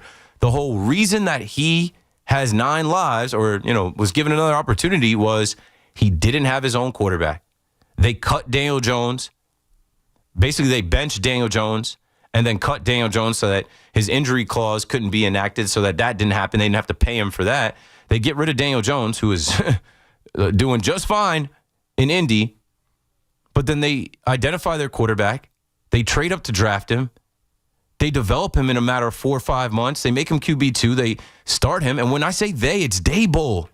This is all Brian Dable. I remember Dable saying, this is my decision. And at first we were like, no, it's not. You're being forced. He wasn't forced to do this. This was him saving his own job. This was him recognizing plays were dying with Russell Wilson and plays get made with Jackson Dart. Now, the other part of the conversation that's happening now is that many people are noticing that Jackson Dart makes plays off script, out of structure. Jackson Dart makes the play happen by scrambling out of the pocket, by just using his legs to find open grass and making ridiculous throws. He's had a lot of drops. So there are a lot of people saying, to hell with Brian Dable, and who cares? Dart is a baller. He's going to succeed no matter who's calling the plays, no matter what system he's in. But I'm in the school of thought to say that, okay, that might be true, but John Mara, hope he's feeling better. I don't think he's going to be feeling up to going on a head coaching search. Or if this GM and head coach are attached, I don't think he's looking to go on a search for both of those guys at the end of this year. Now, I know the mandate was I better be feeling better about this team, but I think he already is. You've got a franchise quarterback. You had a running back that the whole league was talking about. I think John Mara does feel better, and I think that his Brian Dable's job is safe at least for another year under this 5 years of his first contract. We are underway in Milwaukee. We are underway in L.A. Lawrence is in Oklahoma City on the fan. What's up, Lawrence? Hey, Keith. Hey. I can't decide with the Giants what the real issue is between the lame duck vanilla coordinators or Brian Dable, who hasn't really impressed me in the last couple of years. And I know you say he should be safe, but there has to be a line with the win-loss record here, because Jackson Dart is here to stay regardless of him. So there has to be wins on the table. There's been too many close games that we haven't won, and not just this year, last year and the year before that. So it's and if Joe Shane wants to be tied to him, they can both kiss rocks. Thanks for the call, Lawrence. Do people kiss the rocks? I think it's kick rocks. They can both kiss rocks. My name is Kid Rock. I'm pretty sure it's Kick Rocks, but I crack myself up with you guys. You guys make the entire show. Thanks for the call, Lawrence. I will counter with this. Injuries. He's got multiple outs. Graham Gano was hurt. That's how you end up with Jude McAtamey, whatever the hell his name was. Trying to sign Younghoe Koo for nothing. Malik Neighbors has been down for weeks. The best offensive player you had before you discovered Dart and Scattaboo. Cam Scattaboo broke his whole ankle. His ankle was going the other way. That's the season, bruh. That's the leading rusher. That's the guy with all the touchdowns, all the juice. He wore a hat into the stadium Sunday that said, "Bring the juice." The juice is gone. On top of that, you have injuries in your secondary. 3 DBs. Cordell Flott goes down after Javon Holland and Paulson Adebo were out. You're relying on 7th-round pick, Kobe Black, barbecue chicken, and the referees are not about to help. Who else is hurt? Micah McFadden. John Michael Schmitz was hurt for a little bit. They have the injuries to fall back on to say, hey, I didn't have my full complement of guys. It was patchwork here and there. That's why last night we started to point at Joe Shane. I know I took aim at him first. I'm like, you got rid of so many Pro Bowl caliber players to draft and develop your own. The whole reason you're here is because that's what you did in Buffalo, right? You were part of that group in Buffalo that drafted and developed that whole team around Josh Allen, where we thought that you would bring some of that formula over here, and you've missed on a ton of draft picks. Deonte Banks is a miss. Jalen Hyatt is a miss. Evan Neal's huge miss. He doesn't even dress. It can't happen. But I think that they're safe. And I know you guys are starving for wins. It's unacceptable. 3 wins, 2 wins right now. And what hurts even more is you should have beat Dallas. Should have beat the Saints. Probably should have beat the Broncos. This is a team right now that could be in the hunt. This is a team right now that could be looking like a playoff team. And the little things around the margins are where you come up short in the NFL and you get beat by better teams and better coaches. But I put this out there to you guys. Who are you replacing Brian Dable with? I think the GM is definitely safe. I think the coach would be the first one to go. Who are you guys putting in as the Giants' new head coach in 2025 with Jackson Dart? Jeff is in Connecticut on the fan. Hello, Jeff. Hey, what's going on? I'll answer that question real quick. Mike McCartney, I wouldn't sleep on him, but I need to go back. I know you're trying to talk sports to something you said. Bro. Okay. Sydney Sweeney is fine. I don't know what you're on, but she is fine, bro. Out of 10, you give her a 10 out of 10? she's Beyonce level. I'm not sure what your 10 category is, but you can't put her up with Beyonce. That's where she is. She's Can like she sing? Kate Can she Upton dance? fine. She's in that class of like. I haven't seen any of her movies. You watched her movies? Maybe that is part of it. Like, does she play like a sexy character or a character that you just can't get out of your mind or something? I've never seen a single Sydney Sweeney thing. I couldn't tell you what she's been in. I'm too old for that. She's just fine. The blonde hair, what she got, green eyes. I know it's keep your eyes up. It's, I get it. Listen, it's like I said, it's whatever. It's not about a type. It's just, like I said, like you can measure her against. She's a strong 7.5. Oh, dude, I need to know your scale now. You need. Thanks for the call, Jeff. I give her a strong 7.5. I think with all the hype, and I'm telling you, we live in this world where like she popped up on the scene, and for the last 2 years, it's like, come on, bro. I'm watching the World Series. She's bringing us into the World Series. For why? For what? I can't name a movie she's in. And every time I see her, I'm like, this is the chick you guys are all like, she's not like that, bro. I'm trying to think like, who was her? Who was she? Who was her? Who was she?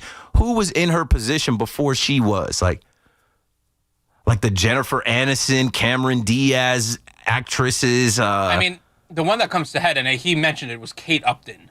Kate Upton? Who was Justin But she's Verlander. a model. Who's a model. And like, I think at her peak, Kate Upton had Sydney Sweeney beat. Oh, for sure. She had the big, the Cat Daddy video, remember? Oh, she was in the Cat Daddy video. It was the but she Cat was on Daddy Sports Illustrated Yes, swimsuit. no, for sure, yeah. And then, she had some risque photos with Justin Verlander. I don't know. Sydney Sweeney doesn't do it for me, man. I see her and I'm like, this is so forced. It's so forced, and it's a product of social media, groupthink, mob mentality. Oh, this girl's so hot. And then when you look at her, it's like, nah, bro, there's girls with 15,000 followers on Instagram way finer than her. I don't know. I'm a married man. I'm not doing all that. But when I see Sydney Sweeney, I don't get the hype. I don't see where like she became the it girl that she's, bringing in the World Series, that she's on BT and Sal. I mean, I didn't catch the interview. I think she was talking about like a part she's playing. I'm like, a lot of people made a lot about that. Good get. Shout out to Hoff. Shout out to BT and Sal. Definitely would have played better in person. You get her to come in the studio. But yeah, she's everywhere. And I think it's just a sign of the times. I think it's just a internet clicks thing. I think it's just she's in front of our faces all the time. But I could sit here and probably think like, Jeff immediately put her in Beyonce? And like, I'm not a big Beyonce fan either. And Beyonce's easily 20 years older than her. But like Beyonce has been like an it girl, in the limelight for 20 years.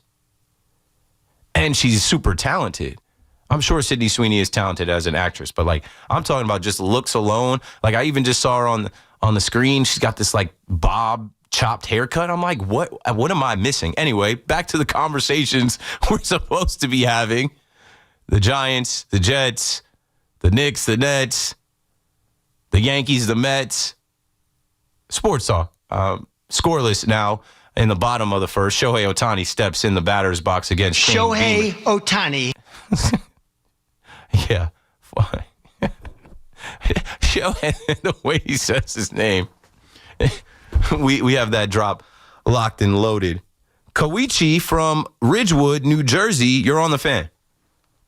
No, it's actually Ridgewood, Queens, but okay. It says Ridgewood, New Jersey, but Queens get the money.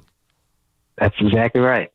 Gotta say, I always appreciate the opinion of an educated Yankee fan. So thank you for that. Mm-hmm. You do a great job of the show. So I was just wondering, in the world, is nobody talking about the fact that Fox employee with the microphone could have impacted the outcome of that game and maybe the series? And why does MLB let them stay on the field? I don't get it. Okay, who are we talking about? Are we talking about Ken Rosenthal? No. The ball down the right field line that Vlad scored on. Oh. It hit that guy, right? Yeah. Like, nobody's talking about that. No, that's something. And also, like, I was in here with the sound off and hosting the show. I missed that, but I did catch that on Twitter. I'm trying to pull that up. No, They don't bring anything to the game. It doesn't help the production value, nothing. So why does MLB even let them stand there? Why do they let the cameramen run around, in between plays? Because they think it does. They think these interviews and these on-field people, they think it does add something to the broadcast, to the production, when we're just focused on the game and not interfering with that at all. Yeah. No, but that is something that, falls through the cracks with all of the other things that were talked about in an 18-inning game. The different players, the heroics, the outs, the hits, the home runs. It's like, what happened there? Yeah, but could you imagine Toronto scores, in extra innings, some lucky run, and then, it would have been down to the ball hitting that guy's leg. And I'm not sure how they would have played that or reviewed that. It would have just, run would have scored. Yeah, I got to go back and find that.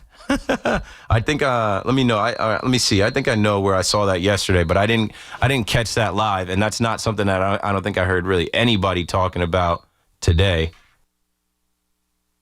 You don't think they're going to make it a rule, like keep those people off the field during the game? Yeah, well, I mean, they're off the field in a way, and they're in foul territory. They're just like, I don't know. They're part of the game. I don't not. You know how officials are supposed to be part of the game, and you got to just play around. You just got to avoid them. Let me see if I can find that. Thanks for the call. 888-808-1019. He's talking about a ball that went down the foul line last night. I'm trying to see if Talking Baseball has or anyone has it, because like I said, I was in here watching the game and not listening with the sound on. I think I missed that, but I think I saw it on Twitter. It's one of those things that could have potentially changed the game. And in 18 innings, there's a bunch of different things that could have changed the game. I'm getting a lot of feedback. How I got to change my mic position? You hear that? Oh no, what it is? It's my headphones. I got to turn my headphones down. That's what's giving us. Steve Summers was in the building for a second. Shout out to Steve. I got to get that book. I gotta see if I can steal one from in here. I'll buy one too. I'll donate to the good cause. Steve Summers' book out now, and the podcast out now. I was just listening. Paul always gets, Paul is the reason that podcast goes the way it goes, and Steve always gives you your flowers on the podcast. 888-808-1019. We got plenty of time. Freddie Freeman steps into the batter's box.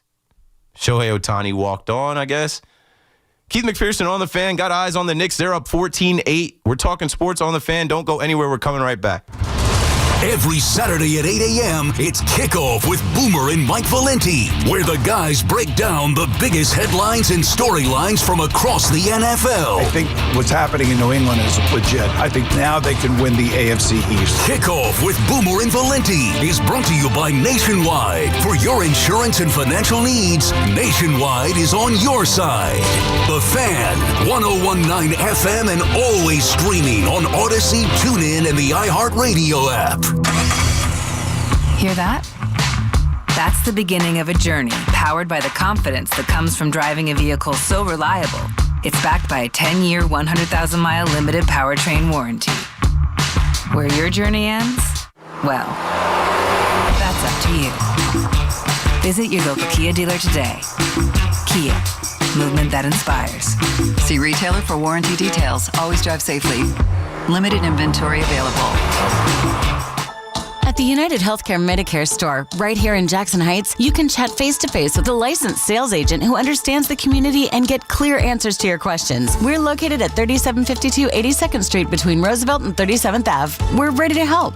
Want the best deal on Bridgestone winter tires? Get to Town Fair Tire and get Bridgestone tires at the guaranteed lowest price. Plus, you get more free services than anywhere else. When you combine Town Fair's guaranteed lowest price with the most free services, you get the guaranteed best deals anywhere on your Bridgestone winter tires. Because nobody beats a Town Fair Tire deal. And you know we mean nobody.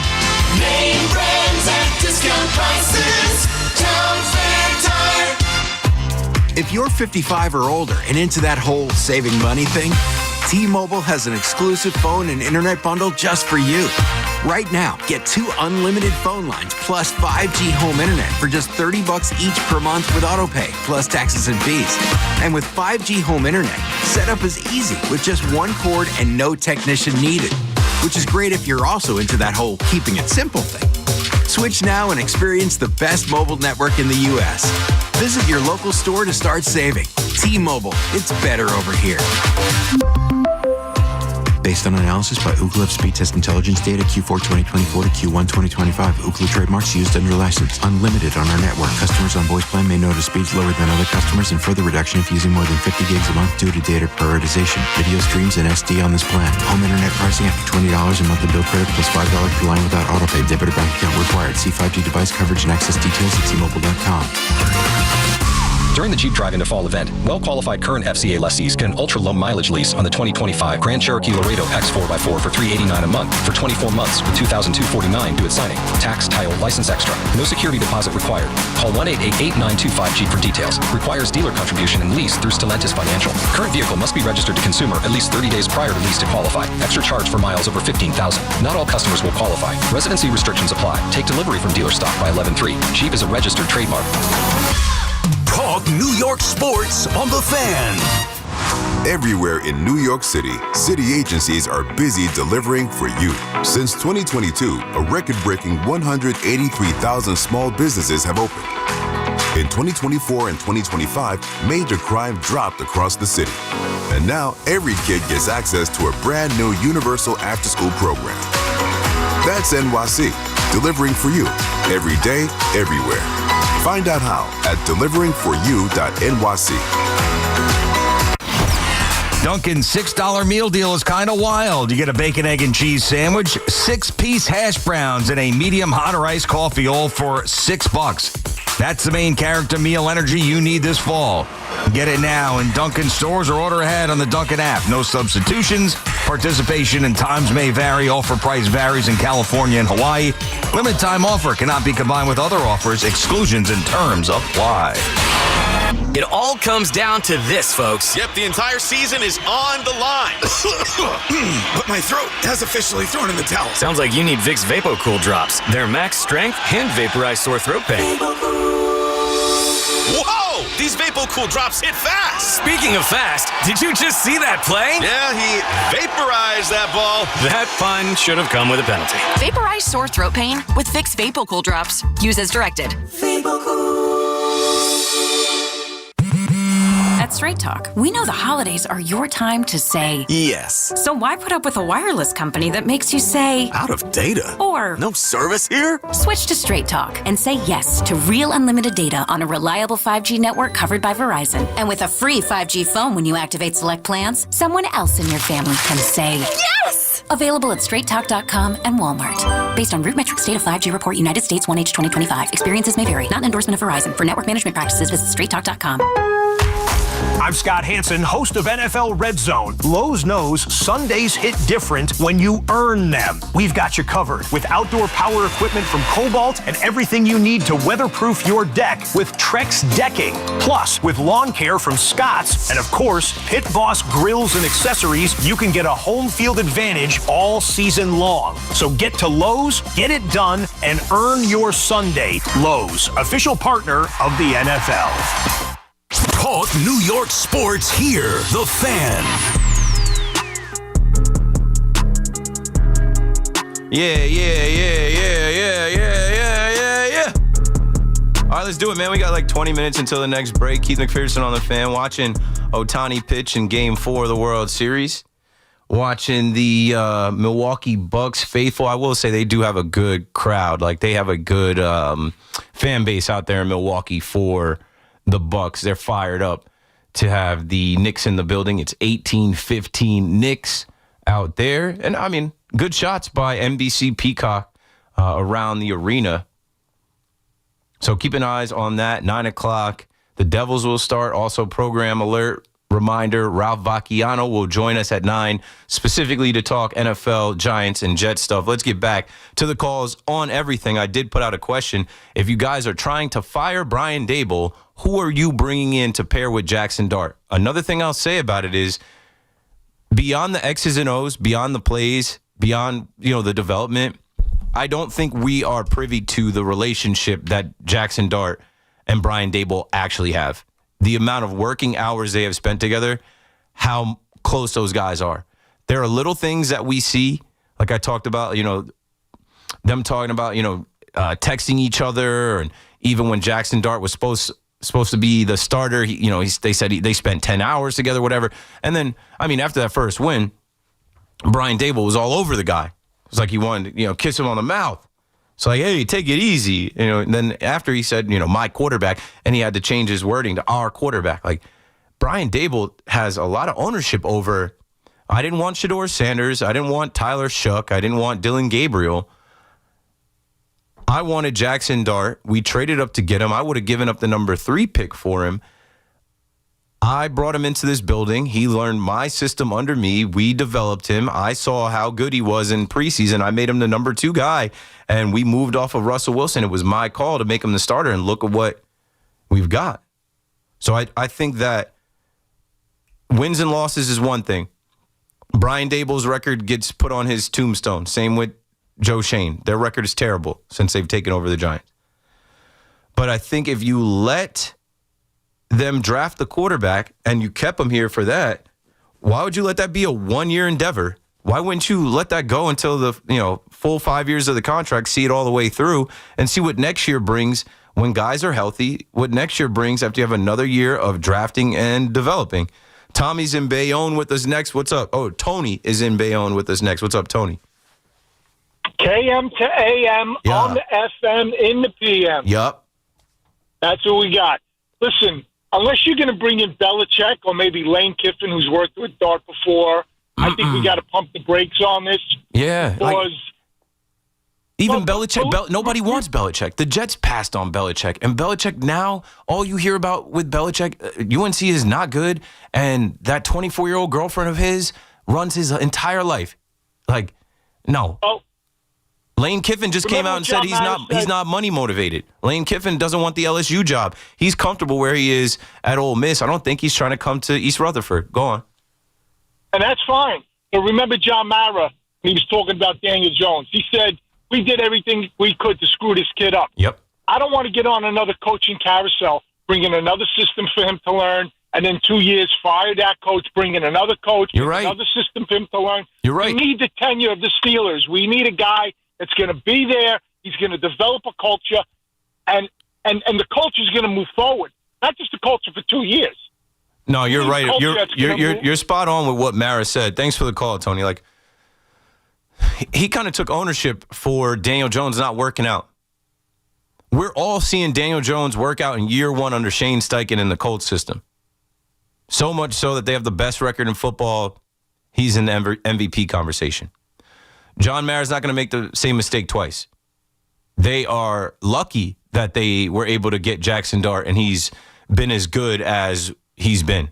Most of us, myself included, said don't start him right away. He needs time to develop, to learn. Like, this league eats quarterbacks alive. First-round quarterbacks usually fail. Like, don't rush into it. He looks advanced beyond his years. Like, his playmaking ability is off the charts. Like, there is no play that, like, he snaps the ball and settles for less. He's trying to make it happen. Now, I just don't think John Mara is going to, like I said, after the diagnosis of him having cancer, him talking about the radiation, the chemotherapy, and nothing feels better than him getting that game ball, beating the Eagles. I think right there is the feeling he was searching for as he was talking about, I better feel a lot better about this team at the end of the year.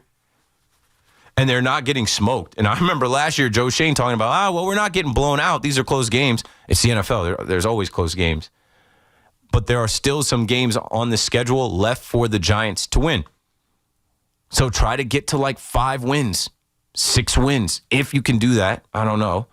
And I just really don't think that they are going to, like, if you made it this far and now you got the quarterback the guy wanted, give him another year. Give him another year to draft, develop, make some trades. And that's another thing, as we approach the trade deadline, they should be sellers. They shouldn't be buyers. They should absolutely be sellers. Kevin is in Milford, Connecticut with us next. What's up, man? Not much, Keith. How you doing tonight? I'm all right. Hanging out, watching sports, taking these calls. I love it. All right. Reason I'm calling in, I am not a Dable hater. All right. I want him to be the guy for all the reasons we say. We don't want the coaching carousel. He is doing a great job with Dart. I think he's an excellent offensive mind. But losing this game to Denver, too many other close game losses makes me think maybe he's not a good head coach right now. I want to see the Giants go after John Gruden if they're not going to stick with Brian Dable. Yeah, that's another name. I'm throwing out. Now, I got a question for you about Gruden. With the things that got kicked out of the NFL before, can he come back into an NFL locker room? Will we be forgiven for what he's done, and will he get the respect of his players and be able to do what he did the last time he coached and be a pretty darn good coach? Thanks for the call, Kevin. I guess you can call it scandal that popped up with the Raiders and the emails and what John Gruden was sending in emails something like 15 years ago. I don't think anybody cares about that. Now, what I do think is it has been a long time since John Gruden was in the NFL as a head coach, and the NFL moves fast. The rules are different. The players are different. This generation of players are different. So, like, is he too old school, old hat? Has the game passed him by where he's going to come in and not be? I don't know. Like, does he have the ability to bring in the right staff under him? I don't know. You got to step into the future. You got to get one of these young, offensive-minded coaches that are coming up the ranks if you're going to go that way. I don't think that they go to John Gruden. I don't think so. I think, shout out to him for being with Barstool and doing his Gruden QB school and his content. I think he's found a great lane there. But there also might be some behind-the-scenes stuff with the NFL not letting him back in. I don't care about the emails that were sent in 2010, which he probably thought would never come out. Whatever. I think if you're getting rid of Brian Dable to bring in John Gruden, that's not the way. And I know we all saw the Gruden QB YouTube show with Jackson Dart. I don't think that's the answer. But I understand you wanting a proven NFL coach, someone with experience, because a lot of time we look at Brian Dable and he lacks experience. We look at Brian Dable and we're like, this guy's still learning on the job. 4 years in, enough is enough. This isn't good enough. We're trying to win. We've got some talent now. We need somebody to oversee this thing as a CEO that's done it before. This guy doesn't have it. He's not a good coach. I hear you. I understand all of that. But I feel like there are good parts. I feel like there are some good things. I feel like when you hear people talk about it, Aaron Rodgers, when he met with the Giants, he referred to Dable as like an offensive guru, mastermind. Here come the Dodgers, picking up right where they left off. Runners at the corners, one out, bottom of the second. In Milwaukee, the Bucks have taken the lead 27-26 at the end of the first here. Looking forward to talking to Ralph Vakaniano at 9 and getting into some Devils hockey at 9 o'clock as well. Robbie's in Lenox on the fan with us. What's up, Robbie? Hey, what's going on, Keith? I missed you last night. Heard the end of the show, but I had a disagreement with Chris. I want to talk about it first. Maybe we could touch the Rangers for a second after. Last night we talked about Brian Dable and the fact that I felt at the Denver game that was a fireable offense by losing that game and losing an 18-point lead with 6 minutes left. And the idea, he says that Dart was fine passing the ball, and I say, no, it's ridiculous putting the ball in the air with 10 minutes left. You kick the ball away, you force that last time out, and then you make them play the right defense, and you go down the field. Sure. But the Giants' secondary is a problem. To me, it's a combination of Joe Shane and Brian Dable. Brian Dable is not a good head coach. He might be a good coordinator. We've gone through history with a lot of guys that were good coordinators. I mean, you can go, to the Dallas Cowboys right there. You can go to guys like North Turner. He was not a good head coach with my Chargers. You can go to Wade Phillips. There's tons of guys out there. Yeah. You can go to the guy right in San Francisco right now, Robert Saleh, who was not a good head coach, but is a good defensive coordinator. So, maybe he's not a good head coach.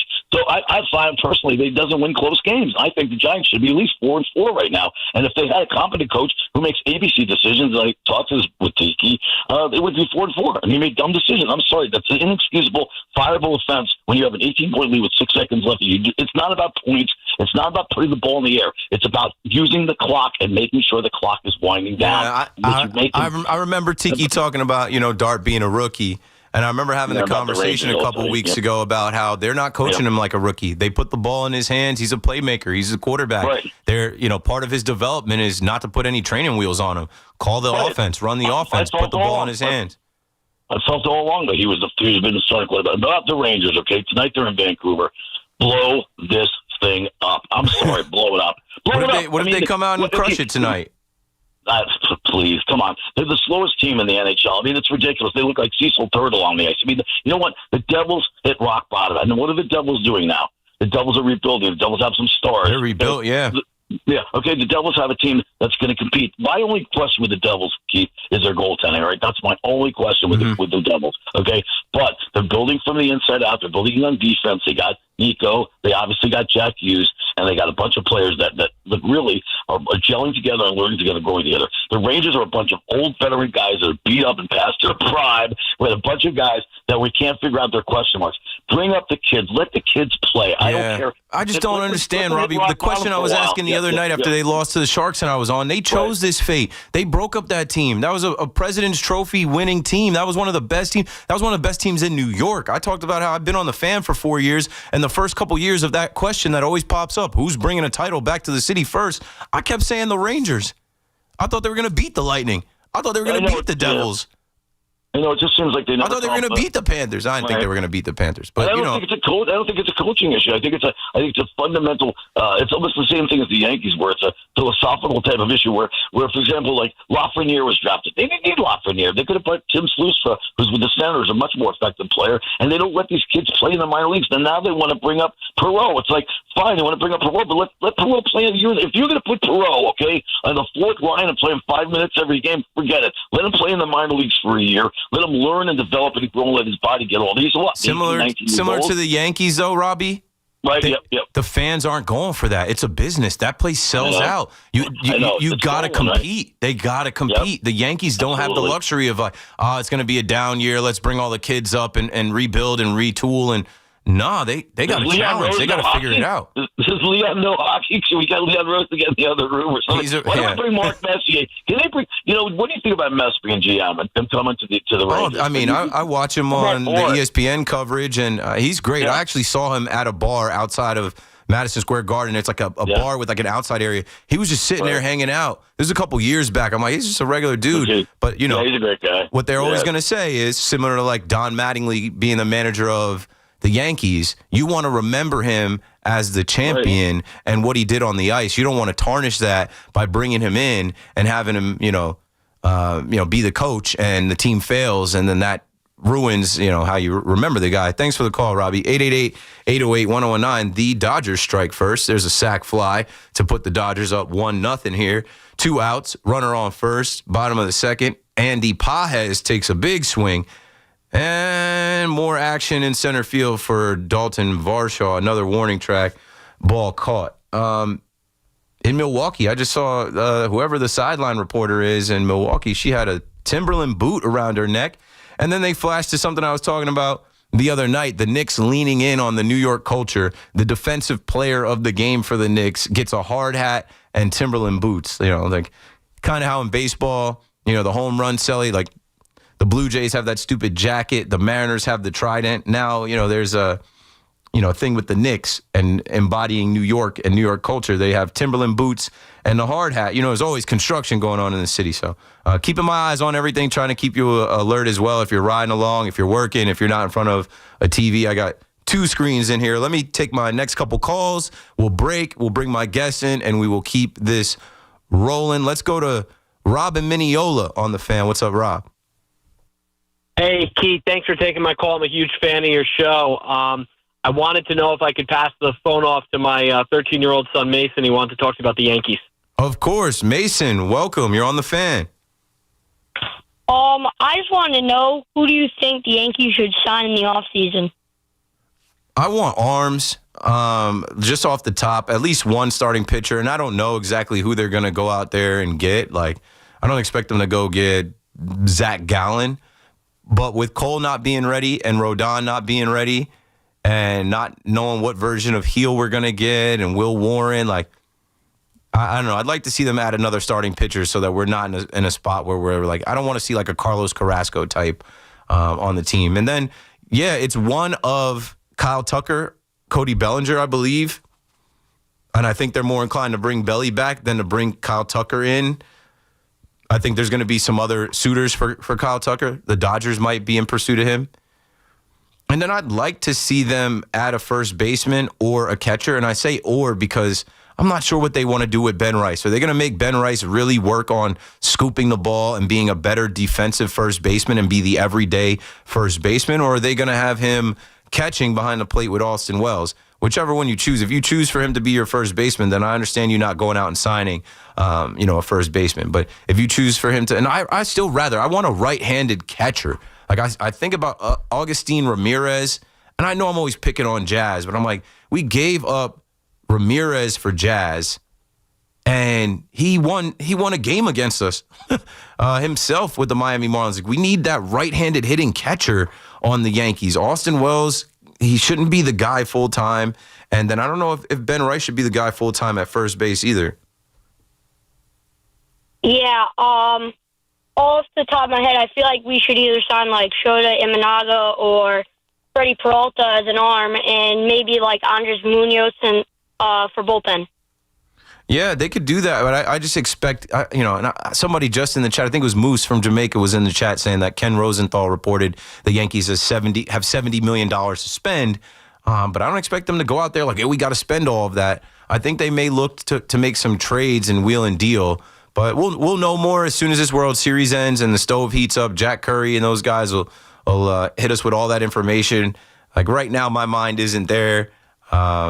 But yeah, I don't disagree with the guys that you threw out there. They should be in the market for everybody. They're the New York Yankees. Like they should be checking on all of these free agents and try and get better instead of saying, we got this guy at home. We'll be all right with this guy. This guy will do. Yeah, thank you. Thanks for the call, Mace. 888-808-1019. As I'm running out of time, I see some Giants calls coming in, but I got to get to Gene in Smithtown on the fan. Gene, what you got for us? Hey, how are you? Good. Good show. Yeah, well, keeping on the baseball topic, and I think you just kind of answered it. As a diehard Met fan, I want the Mets to keep Pete. My fear is that the Yankees would end up kind of going in there, but based on what I think, there's no way the Yankees are going to go after Pete. They're emphasizing D. They're not going to get a subpar first baseman just to mess with the Mets. Would you agree? Yeah, and there's no way they're giving him a 7-year deal. And on the other side of 30, I just don't see it. I think they'd rather stick with their young left-handed first baseman, DH, catcher, and Ben Rice. For the Mets, though, the Mets should bring Pete Alonso back. There were parts of the season where I was like, they're not good enough to even consider moving on from Pete Alonso. He's too productive. He's too much of a fabric of the organization and a fan favorite. But with the rumors about Tarek Skubal being out there too, like we learned that they passed up on the trade for Garrett Crochet. They better not pass on a trade for Tarek Skubal. The number one thing the Mets need in this offseason is starting pitching. If Tarek Skubal is available, go get him, and then you can pay him whatever he wants. The Detroit Tigers are not going to do that. Yeah, give him anybody except McClain. I'm on board, but no. Right? McClain. No, don't give up McClain because that depletes your pitching even more. You need that kid to continue, but you also need somebody else because there's so many games that the Mets didn't have a chance in because the starting pitchers were giving it up in the first couple innings. Yep, you're right. Hey, thanks for taking the call. Have a great night. Thanks for the call, Gene. I just think that Stearns got to change his approach a little bit. I get developing pitching, but it is embarrassing that he allowed this Mets team to be in the final stretch to make the wild card and be relying on 3 young guys, 3 rookies, 3 guys that were just getting their feet wet in the league. Come on, kids, lead us to victory. Lead us to, that's not fair. That's not right. So I'd bring back Pete Alonso. I'd try and make that trade for Tarek Skubal. They're going to be checking on Cody Bellinger. That was already rumored. And they're also going to be checking on Kyle Tucker. Let's see if I can get Charlie in Newark in here before we break. What's up, Charlie? Hey, Ev, how's it going? Thanks for taking the call. You got it. So back to this Dable talk. Unless Jackson Dart comes out and says, I hate him, fire him, there's no chance they get rid of Dable. Correct. The time to do that came and went. It was last offseason. Yep. I don't know why it's even being debated if he's going to be let go or not. Because fans are upset. They want blood. They want somebody to be held accountable for. Like, this is your coach, man. Like, this is the guy. And he did what they wanted him to do this year as far as finding his own quarterback. Now that he's found him, they're not going to say, well, if you found the quarterback, he's ours. We don't need you. I agree with you. Now, is Shane in the same boat? Because the way I understood it, Shane went against Dable when it was time for Jackson Dart to start to pull Russ. I understood it as Shane ran to Mara and said, you know what? I think Winston gets the locker room going. The guys want him. Dart's not ready. And Dable said, this is what I'm going to do. There you go, Dart. Here's the keys to the castle. Yeah, I will say that I believe that they are together as a package deal in this regime. They came in together. I think they both have 5-year deals. But we did hear reports that, like, Dart is here because of Dable. Shane leaned into him. Like, hey, you're the head coach, you're the offensive guy. Like, it's got to be a quarterback you want. And we heard reports that Dable was willing to take him at 3 just to not lose him. I don't see a world where they fire the GM and keep the head coach. So I think it'd be the other way around. Ooh, Vladdy gets a hold of one. Thanks for the call, Charlie. Vladdy, smack that. Plakata. And the Blue Jays take the lead on Shohei Ohtani. Shohei Ohtani still a little tired from last night. Left that in Vladdy's nitro zone. 2-1 Toronto. Top of the third, 1 out. More damage potentially to be done. Can I see that replay? I'm going to check that replay. Coming up next, Ralph Vakaniano, NFL writer and reporter for Fox Sports, as we continue to talk about your New York Football Giants, the Gotham City Jets, and ask some questions around the news and topics going on in the NFL. Keith McPherson on The Fan. Stay with us. We'll be right back. It's Boomer and Gio, mornings on The Fan, 101.9 FM. Fresh off of this NBA, it's great timing.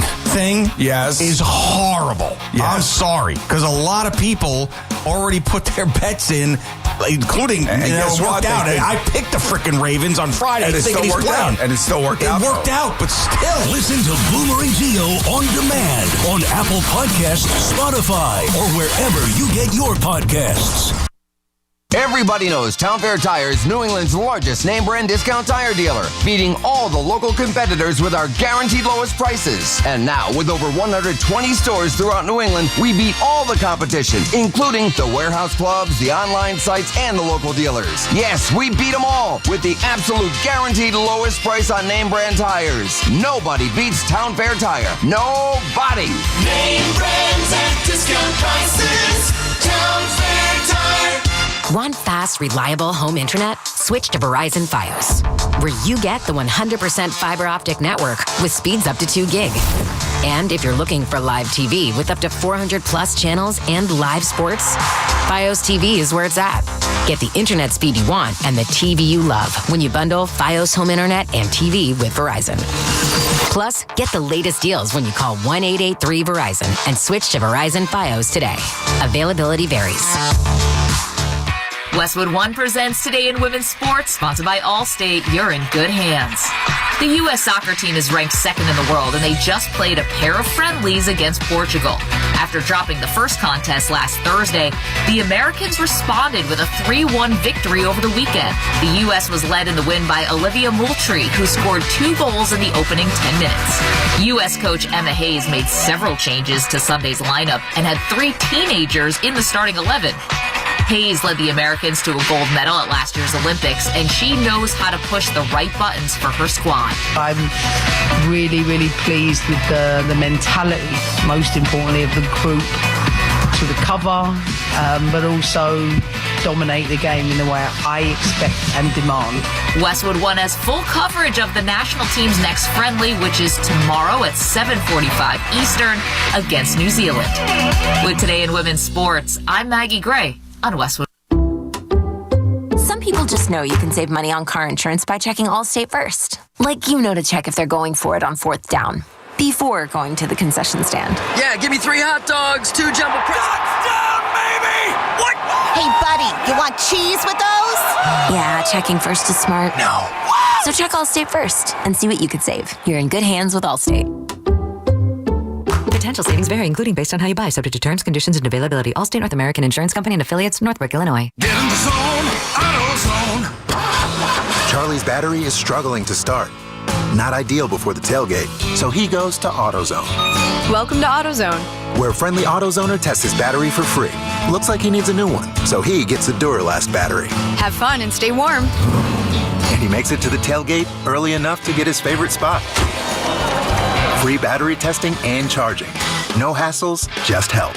Get in the zone, AutoZone. Restrictions apply. Tune in to the BT and Sal Show weekdays from 10 to 2 on The Fan, presented by your Tri-State Cadillac dealers. Cadillac is the official luxury vehicle of the New York Mets. If you're 55 or older and into that whole saving money thing, T-Mobile has an exclusive phone and internet bundle just for you. Right now, get 2 unlimited phone lines plus 5G home internet for just $30 each per month with autopay, plus taxes and fees. And with 5G home internet, setup is easy with just 1 cord and no technician needed, which is great if you're also into that whole keeping it simple thing. Switch now and experience the best mobile network in the U.S. Visit your local store to start saving. T-Mobile, it's better over here. Based on analysis by Ookla of speed test intelligence data Q4 2024 to Q1 2025. Ookla trademarks used under license. Unlimited on our network. Customers on voice plan may notice speeds lower than other customers and further reduction if using more than 50 gigs a month due to data prioritization. Video streams and SD on this plan. Home internet pricing after $20 a monthly bill credit plus $5 per line without autopay. Debit or bank account required. See 5G device coverage and access details at T-Mobile.com. At the United Healthcare Medicare store, right here in Jackson Heights, you can chat face-to-face with a licensed sales agent who understands the community and get clear answers to your questions. We're located at 3752 82nd Street between Roosevelt and 37th Ave. We're ready to help. We're your official station to talk Yankees and Mets. WFAN, WFAN FM, WFAN FM HD1 New York, and Odyssey Sports Station. WFAN Sports Flash. Good evening at 9 o'clock. I'm Marco Belletti, and this report is sponsored by Chef IQ. Precision cooking, effortless results. ChefIQ.com. Knicks a 47-41 lead on the Bucks. 6:23 remaining in the first half. Jalen Brunson's come out hot. 15 points. He's 6 of 11. 10 points for Landry Shamet, who got the start in this one. Mikal Bridges has got 8. Same for OG Anunoby. Just 2 points for Karl-Anthony Towns on the only shot he has taken on the night. He does have 4 rebounds. On the other side of it, Ryan Hollins with 13 to lead Milwaukee. Giannis Antetokounmpo just 4 points. Knicks 47, Bucks 41, 6:23 remaining in the first half. World Series Game 4. You got the Dodgers leading the series 2-1 after their epic 18-inning game, and they trail the Blue Jays 2-1 here in the bottom of the third inning. It's because Vladimir Guerrero Jr. took Shohei Ohtani deep in the third, a 2-run shot. This after Kike Hernandez had sac fly in the second inning to get the Dodgers on the board. Ohtani at the plate now. He walked in his first at bat. He's given up the 2 runs on 3 hits. He has struck out 1 through 3. Shane Bieber on the other side of it's given up the 1 run on 1 hit. He has walked 2. Blue Jays lead the Dodgers 2-1. They're in the bottom of the third inning. LA leads the series 2-1. Taking a look at hockey, you got the Islanders trailing the Bruins 3-2. They're headed to the third period there. Bo Horvat and Kyle Palmieri, the Islander tally. Just about to get started. The Devils in the Avalanche and the Rangers on the road for the Canucks at 10. 53 degrees, cloudy skies, Central Park. That's what's happening. I'm Marco Belletti. Get connected with WFAN to talk about your favorite teams. The Fan on the Odyssey, iHeart, and TuneIn apps. And we're right back at it on The Fan in New York inside the 9 p.m. hour. Joining us right now from Fox Sports, NFL writer and reporter, it's Ralph Vakaniano. Ralph, thank you for joining us tonight. Hey, my pleasure. So we're going to talk NFL. We're going to obviously start with the New York teams, the local teams, and the Giants have been a topic of conversation tonight because a lot of these Giants fans want to move off of Brian Dable, fire the coach. What are your thoughts about firing Brian Dable when he is the reason that they have Jackson Dart? He drafted it, developed, and started this guy. In my humble opinion, I just don't think that they fire him this year with another year on his contract. Yeah, I mean, it puts him in a really interesting situation. First of all, I don't think there's any chance that they fire him during the season. I think if they did make any decision, it would be afterwards. They want to give him the full year because a big part of his evaluation is, can he develop Jackson Dart into a viable starter to where that maybe he's ready to win next year. And in order to do that, you need to see the totality of the season and see exactly what Jackson Dart looks like in late December, how much he's grown. I think that we all know that this is not a very good Giants team. When you're relying on a rookie quarterback, that kind of sets you back a little bit, and their schedule is a monster too. So there's not going to be a ton of wins. I doubt that there's going to be, I don't think you're going to see a record at the end of the season where you say, wow, Brian Dable did it. He has to come back. So it's all about, is he the right guy for Jackson Dart? That's going to be his entire argument of whether to keep him. And yeah, he's the reason that Jackson Dart is here, but you got to figure out whether he's the right guy for him going forward. And, I suspect the Giants probably think that he is, but there's a lot of games to go. And if, Jackson Dart doesn't come along as expected or he regresses at all, that'll tell a big story for Brian Dable's future too. Yeah, he's burst on the scene, Jackson Dart, but he's turned the ball over. He's had his bad moments, and they've got a ton of drops, and he's lacking talent around him with Malik Neighbors going down and Scadaboo going down. I said the only thing left to do is for Brian Dable to win a couple games. Can they get to 5 wins? Can they get to 6 wins? The rest of the way to kind of quiet the noise around his seat being hot. We're on the phone right now with Ralph Vakaniano. If you're just tuning in, he is a NFL beat writer, reporter for Fox Sports. We're talking NFL, so we'll shift from the Giants to the Jets. And obviously the Jets get their first win, and it comes in a week where Woody Johnson calls out Justin Fields. He basically says no head coach could win with a quarterback with that rating. It'd be nice if we could complete a pass. Then Aaron Glenn goes out there, defends Woody Johnson, and has a back and forth with the media where he won't tell the media who's starting. We come to find out Tyrod Taylor is out with a knee injury. Justin Fields is a starter, and they have a ridiculous game, the game of the week, where they go to Ohio, 45 minutes from where Nick Mangold grew up, and they get a win for Nick Mangold and his family and all the Jets faithful. What are your thoughts about Justin Fields moving forward? Is he the guy now the rest of the year? What are your thoughts about Aaron Glenn and how he has kind of been combative with the media, but his attitude and how he's been coaching this team as well as Justin Fields? Yeah, I'll start with Aaron Glenn. I've never understood a coach who wants to be combative with the media or, this isn't really Aaron Glenn, but somebody who acts like Bill Belichick, doesn't want to talk too much or say too much. That stuff works when you're winning. When you're 0-7, it doesn't work. And it's not that it plays poorly in the media. It plays poorly to the fans, too. I know Jets fans that are more bothered by Aaron Glenn's demeanor than I'm bothered by Aaron Glenn's demeanor. So it's just not a good look when you're not winning games. And I wish more coaches would realize that. That being said, obviously he wasn't dealt a strong hand heading into this season. I don't think anybody thought the Jets would be really good. They took a flyer on Justin Fields, and I think it was worth it. I think he's really talented. I don't think there was a lot on the market. Obviously, they didn't have a draft pick that they thought was going to be worthy of grabbing a quarterback, so they had to look to the free agent market, and you took a shot with a guy who's got a lot of talent, a lot of ability. You hope you can win with him. I don't know from what I've seen of Justin Fields. I think he's too erratic to be the guy heading into next year, but for the rest of this year, I don't know how you bench him after that game he had on Sunday. I don't know how then you go back to Tyrod Taylor. I think you probably do have to ride with Justin Fields and understand that you might have to make a change here or there. But, I think we've all seen enough now to know that, the flyer they took did not lead to their franchise quarterback. They're going to have to dip into the draft next year and see what's available, see what the evaluations are on these guys, see how high they draft. And, hopefully for the first time in a long time, maybe they get it right. Speaking of franchise quarterbacks, a lot of us are looking at New England, and they drafted Drake May, and in his second year, they're putting MVP next to his name. And then also, we're looking at Mike Vrabel. Gerard Mayo got kicked to the curb after 1 year because they had Vrabel, and look at the success. Can you speak to me a little bit about what's going on in New England, why things are working, why this kid has taken such a big leap, and do you think the Patriots are for real again?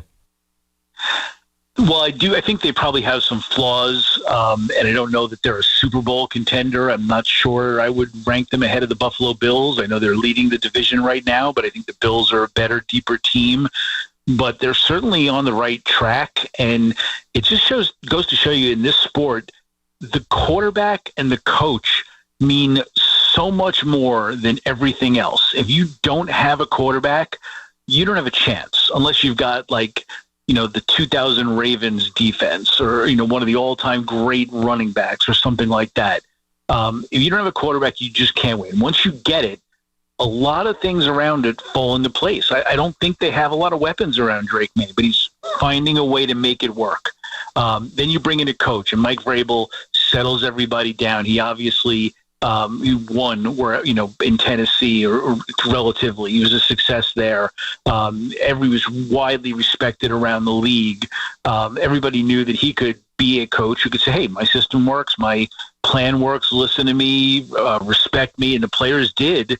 And that settled everything down. A group of, I think if you looked at that roster, you'd probably think, okay, this is an average talent team, but the coach and the quarterback can elevate that a little bit to the point where they probably will make the playoffs this year. And, to become a Super Bowl contender or a real threat, do they have to upgrade in the offseason? Absolutely. But they've got the two most important pieces. And, that's something that the Giants and Jets and every team struggling needs to know. If you miss on the quarterback and coach, it's a setback of a few years. But if you get them, you can ride that a long way. Again, we're on the phone with my guest, Ralph Vakaniano, at Ralph Vakaniano on Twitter. He is an NFL writer-reporter for Fox Sports. Now, speaking of the head coach and the quarterback, first year of Shane Steichen and Daniel Jones, pretty good. I mean, some people poke holes into their schedule and say, who'd they play? They haven't beat anybody. But when I watch them play, I see an offense that can attack in multiple different ways and a defense that's solid. What do you think about the Colts and Daniel Jones kind of finding greener pastures out there after leaving New York? Yeah, I'm starting to buy in. I did not think that would be a very good team this year, maybe 500 at best. I was not a big believer in Daniel Jones. I think he was more talented than he showed in his last couple of years in New York. But, I did think he probably would not become an MVP-type quarterback like he is playing like at times.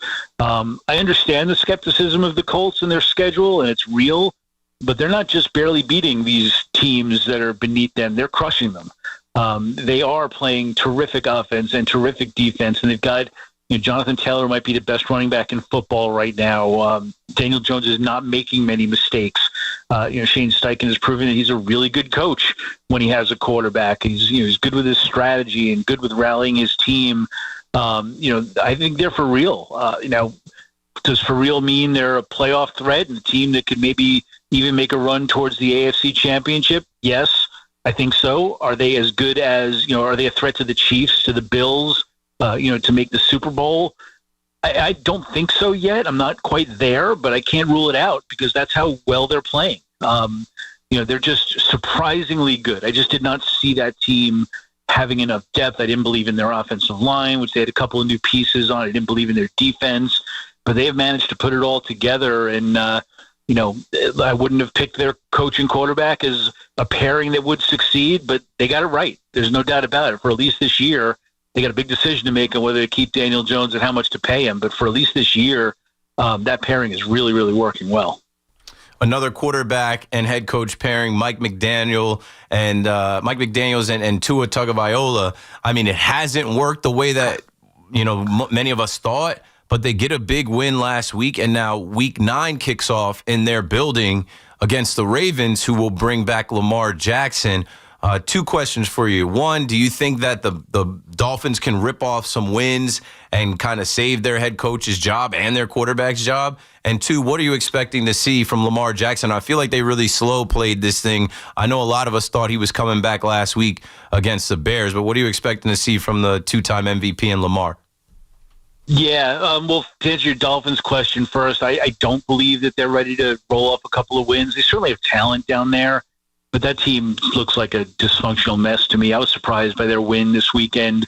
I'm surprised that Mike McDaniels still has a job, really. I thought he'd be the first coach fired instead of Callahan. It could be either one, but I certainly thought that Mike McDaniel was in danger down there. So maybe the win saved him. They played a little better lately, but I don't get the sense that they're a good team that suddenly can rip off a few wins. On the other hand, I do see that in the Ravens. The whole Lamar Jackson thing, he was on the injury report as full practice. It turned out he just practiced with the scout team. People were expecting him to play, and then he was out.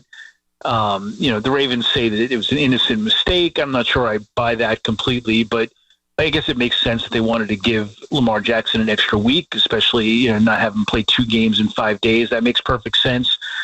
if he's healthy, they're a different team. They're starting to play a little better defense, which was their problem early on. But with him there, things just can change. And I still think they're really talented. I picked them to go to the Super Bowl at the beginning of the year, which obviously looks ridiculous now, but it's because there was a lot of talent there. It's because Jackson is just that good. So it may be too little too late, but they're a team that I would say, okay, I'd watch them. You know, they could go on a run, get 3 or 4 wins in a row, and their season will look a lot different. They're just a much better built team than a team like Miami, which to me, you know, maybe they get another win, another couple of wins down the road, but I don't think they can string them together like the Ravens can. Yeah, I'm expecting a good game just because it's Lamar coming back, his first game back. It's a short week. Usually that favors the home team on Thursday Night Football. We'll see. Last thing for you as we approach the trade deadline, there's rumors around here about Kayvon Thibodeau being traded from the Giants. There's rumors around here about Quinnen Williams or Breece Hall being traded from the Jets. If you have one big name that you think is going to be moved at the deadline, who would that be? Well, locally, I would think the most likely one to me is Breece Hall. I don't think the Giants want to trade Kayvon Thibodeau. I think they view him as a piece of their future. Whether they can afford to keep him or not is a whole nother story, but I don't think he's going anywhere at the trading deadline. The Jets are interesting because they've got 5 or 6 players that people like, and that we're not so sure whether Aaron Glenn and the whole new regime there wants to keep going forward. So it'll be interesting to see. There's a lot of teams that have been calling them. I assume that Quinnen Williams will be a little too expensive for those teams, but somebody might be able to get Breece Hall at a bargain. Maybe the Jets get a mid-round pick for that, and it might be worth it to them. Yeah, I think so. I was talking last night after the performance that Breece had. I'm like, his value is higher than it was. Like, I would still make that move, but we'll see what the Jets do. Obviously, they have a bye. Ralph, thank you for joining us tonight. I appreciate the time. My pleasure, Keith. Anytime. That's Ralph Vakaniano at Ralph Vakchiano on Twitter, on X. His bio reads NFL writer, reporter for Fox Sports, but then it also adds Syracuse alum, Seton Hall professor, long-suffering Mets and Islanders fan. One of us, a New Yorker. 888-808-1019. Keith McPherson on the Fan in New York until midnight. No more guests. Wide open for calls. Gonna keep my eyes on the Knicks, who started rolling before half. When I last looked, they were up 71-59. Yes, that is the halftime score. Also keeping eyes on Chavez Ravine and the Dodgers as the Blue Jays are up 2-1 after the 2-run bomb Vladdy hit off of Shohei Ohtani. Call me up with your thoughts on the Giants, on the Jets. If you're already on the hot stove for the Yankees and the Mets, we can do that too.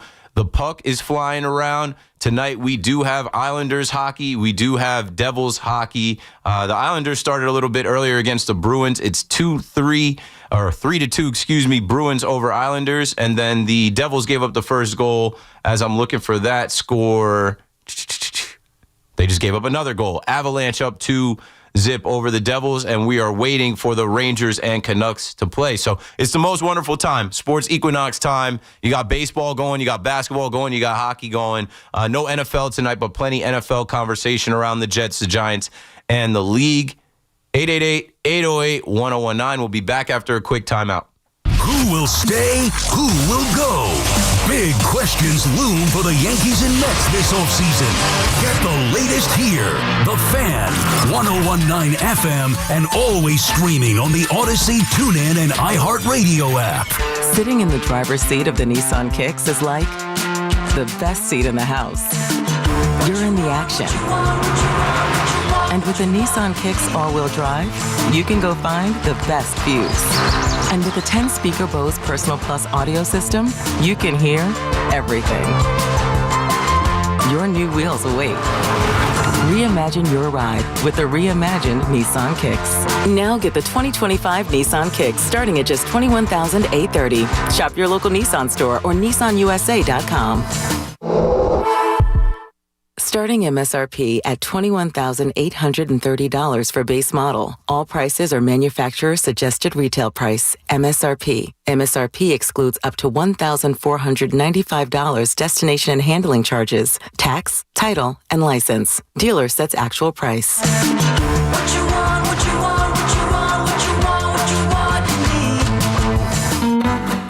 Dunkin' $6 meal deal is kind of wild. You get a bacon, egg, and cheese sandwich, 6-piece hash browns, and a medium iced or hot coffee, all for $6. That's the main character meal energy you need this fall. Get it now in Dunkin' stores or order ahead on the Dunkin' app. No substitutions, participation and times may vary. Offer price varies in California and Hawaii. Limited time offer cannot be combined with other offers. Exclusions and terms apply. If you're injured in an accident, the Rothenberg Law Firm is on your side. A legendary team that has won billions over 5 decades. The Rothenberg Law Firm. 1-800-624-8888 or injurylawyer.com. Looking for the best value on new tires? Get to Town Fair Tire. We honor every valid manufacturer's and competitor rebates and give you the guaranteed lowest price. Nobody beats Town Fair Tire. Nobody. Town Fair Tire. Fun is in the driver's seat at Nielsen Dodge. Get a great deal on the new Jeep, Chrysler, Dodge, or Ram you really want with 0 down payment available, plus the credit help you need. Shop online at nielsendodge.com. Drive into fall event. Are you fans? It's football season, so make sure you catch all of the Scarlet Knights gridiron action this season on WFAN. Scarlet Knights football is presented by RWJ Barnabas Health, the official healthcare provider of Rutgers Athletics. Let's be healthy together. Calling all hoops fans, get off the bench and onto the court for another exciting basketball season with BetMGM, an authorized gaming partner of the NBA. From same-game parlays to live bets, you can call your shot during any play. Rooting for your favorite players? You'll find all sorts of markets for betting on any star's performance on any given night. Don't miss a single highlight or buzzer-beating shot by getting all your picks in with BetMGM. Ready to shoot your shot? Download the app today and make your bets. BetMGM, make it legendary. BetMGM and GameSense remind you to play responsibly. See BetMGM.com for terms. 21 years of age or older to wager and physically present in New York only. Subject to eligibility requirements. Rewards vary and expire in 7 days. Gambling problem? Call 877-8-HOPE-NY or text HOPE-NY 467-369. Okay, I have to tell you, I was just looking on eBay where I go for all kinds of things I love, and there it was. That hologram trading card. One of the rarest. The last one I needed for my set. Shiny like the designer handbag of my dreams. One of a kind. eBay had it, and now everyone's asking, ooh, where'd you get your windshield wipers? eBay has all the parts that fit my car. No more annoying. Just beautiful. Millions of finds, each with a story. eBay. Things people love. Last month, my business cash flow got tight. Sales were slow, invoices were late, and payroll was coming fast. My business is everything, and people rely on me. I can't let them down. I applied online at lenseek.com and had business funding in 24 hours. Business moves fast. Don't wait until it's too late. Whether it's lines of credit, term loans, working capital funding, or revenue-based financing, LendSeek is open for business. Apply now at LENDSEEK.com. I'm Bob Burke, founder and chairman of Burke America Parts Group, a family of brands that includes RepairClinic.com, an appliance and HVAC parts solution company that's grown into an international brand. Before AmericanEagle.com, we partially launched a new technology platform developed by another firm. American Eagle helped take our technology to a whole new level with digital marketing, software development, and business insights into our key markets, appliances, HVAC, and outdoor power equipment, and did so both on time and on budget. AmericanEagle.com has the resources, experience, and talent needed to produce solutions. Our new technology platform, developed by AmericanEagle.com, has produced tremendous results with higher traffic, conversion, engagement, and online revenue. If you have any home repairs you need to take care of, check us out at RepairClinic.com. If you need a world-class website or technology project, then I would highly recommend AmericanEagle.com. Call AmericanEagle.com at 773-NETWORK. That's AmericanEagle.com, 773-NETWORK. Get the scuttlebutt on your favorite team, the Fan, on the Odyssey, iHeart, and TuneIn apps.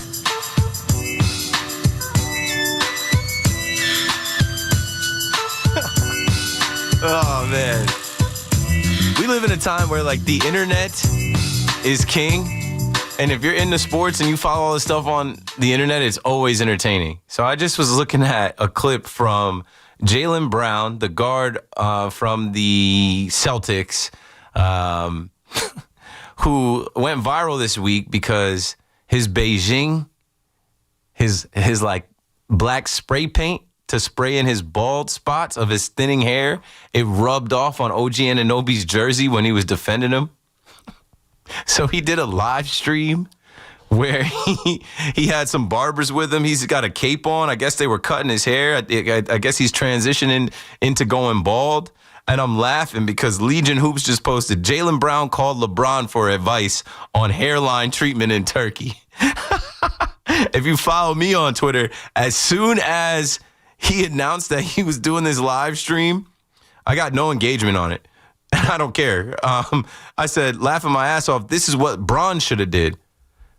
You know, LeBron just did this whole fake decision where he announced he was, advertising for Hennessy. He should have done a fake decision revealing that he's going to go bald or that he's doing that hairline replacement stuff. It's funny.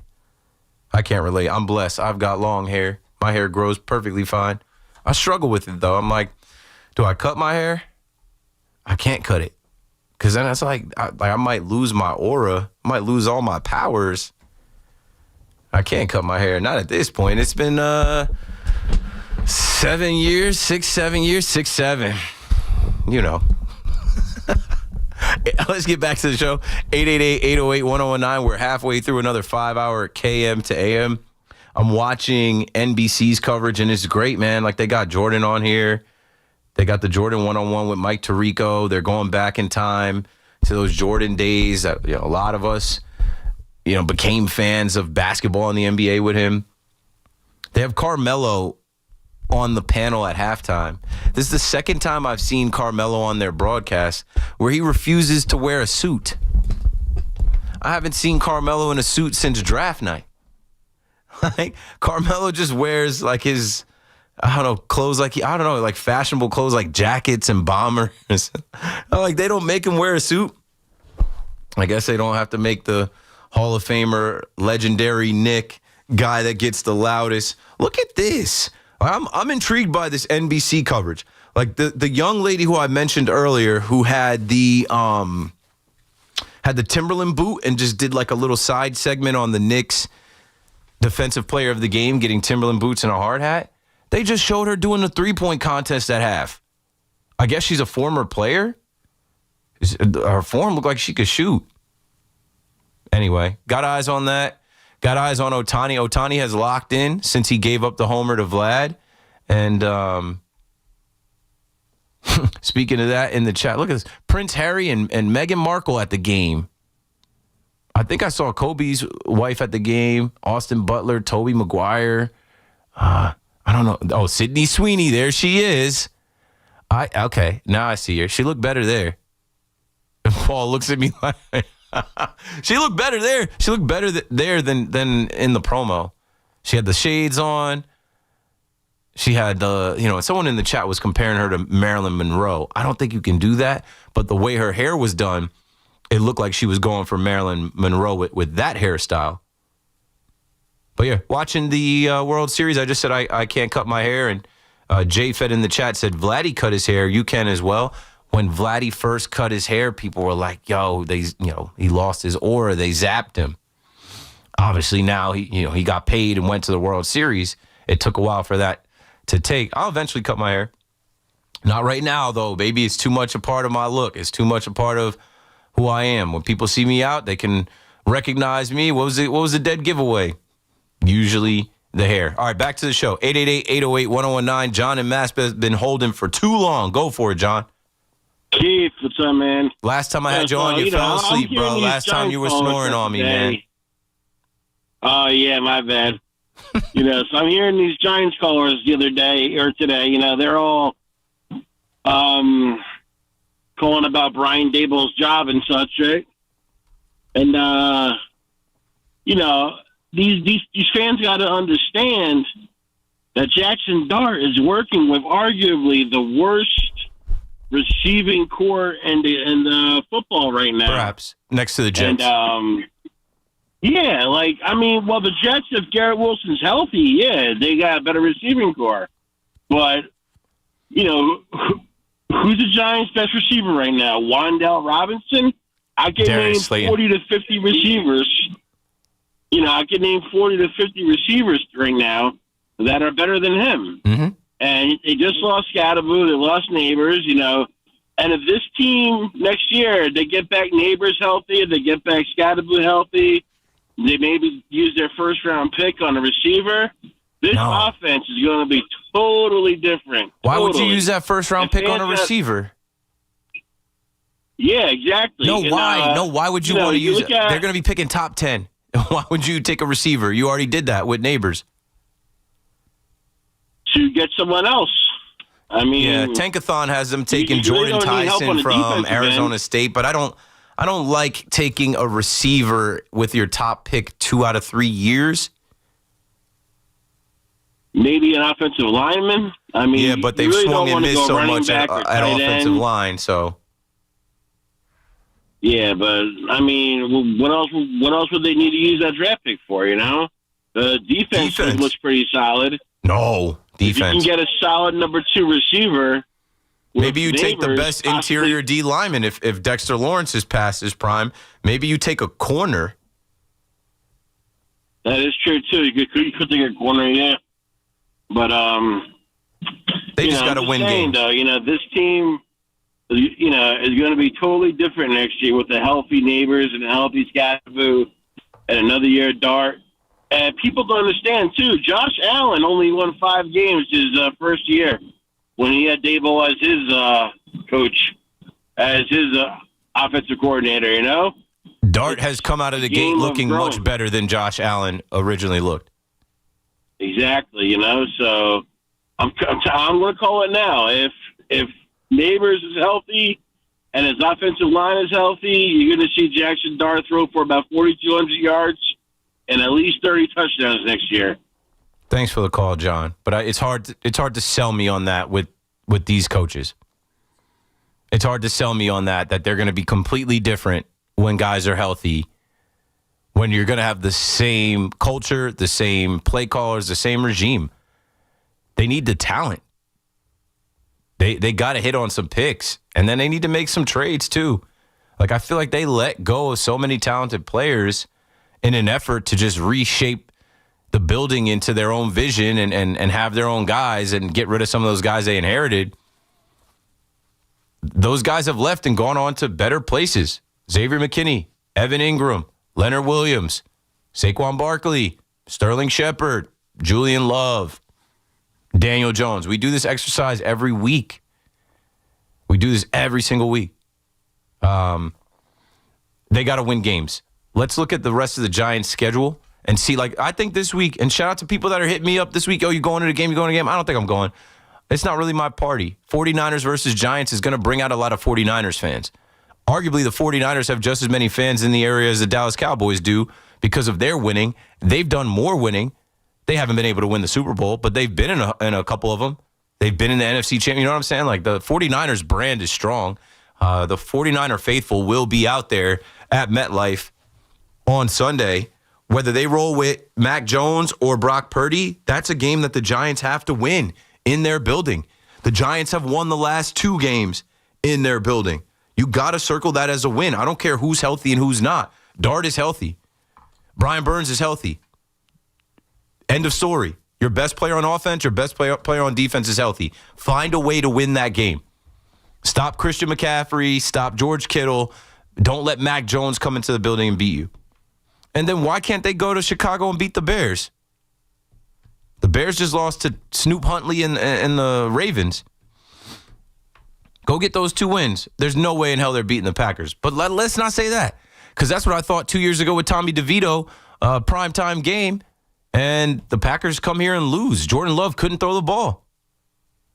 I really don't see them going to Detroit into that building and beating the Lions. Like, they actually might get blown out November 23rd going into Thanksgiving. That might be a lookout. That might be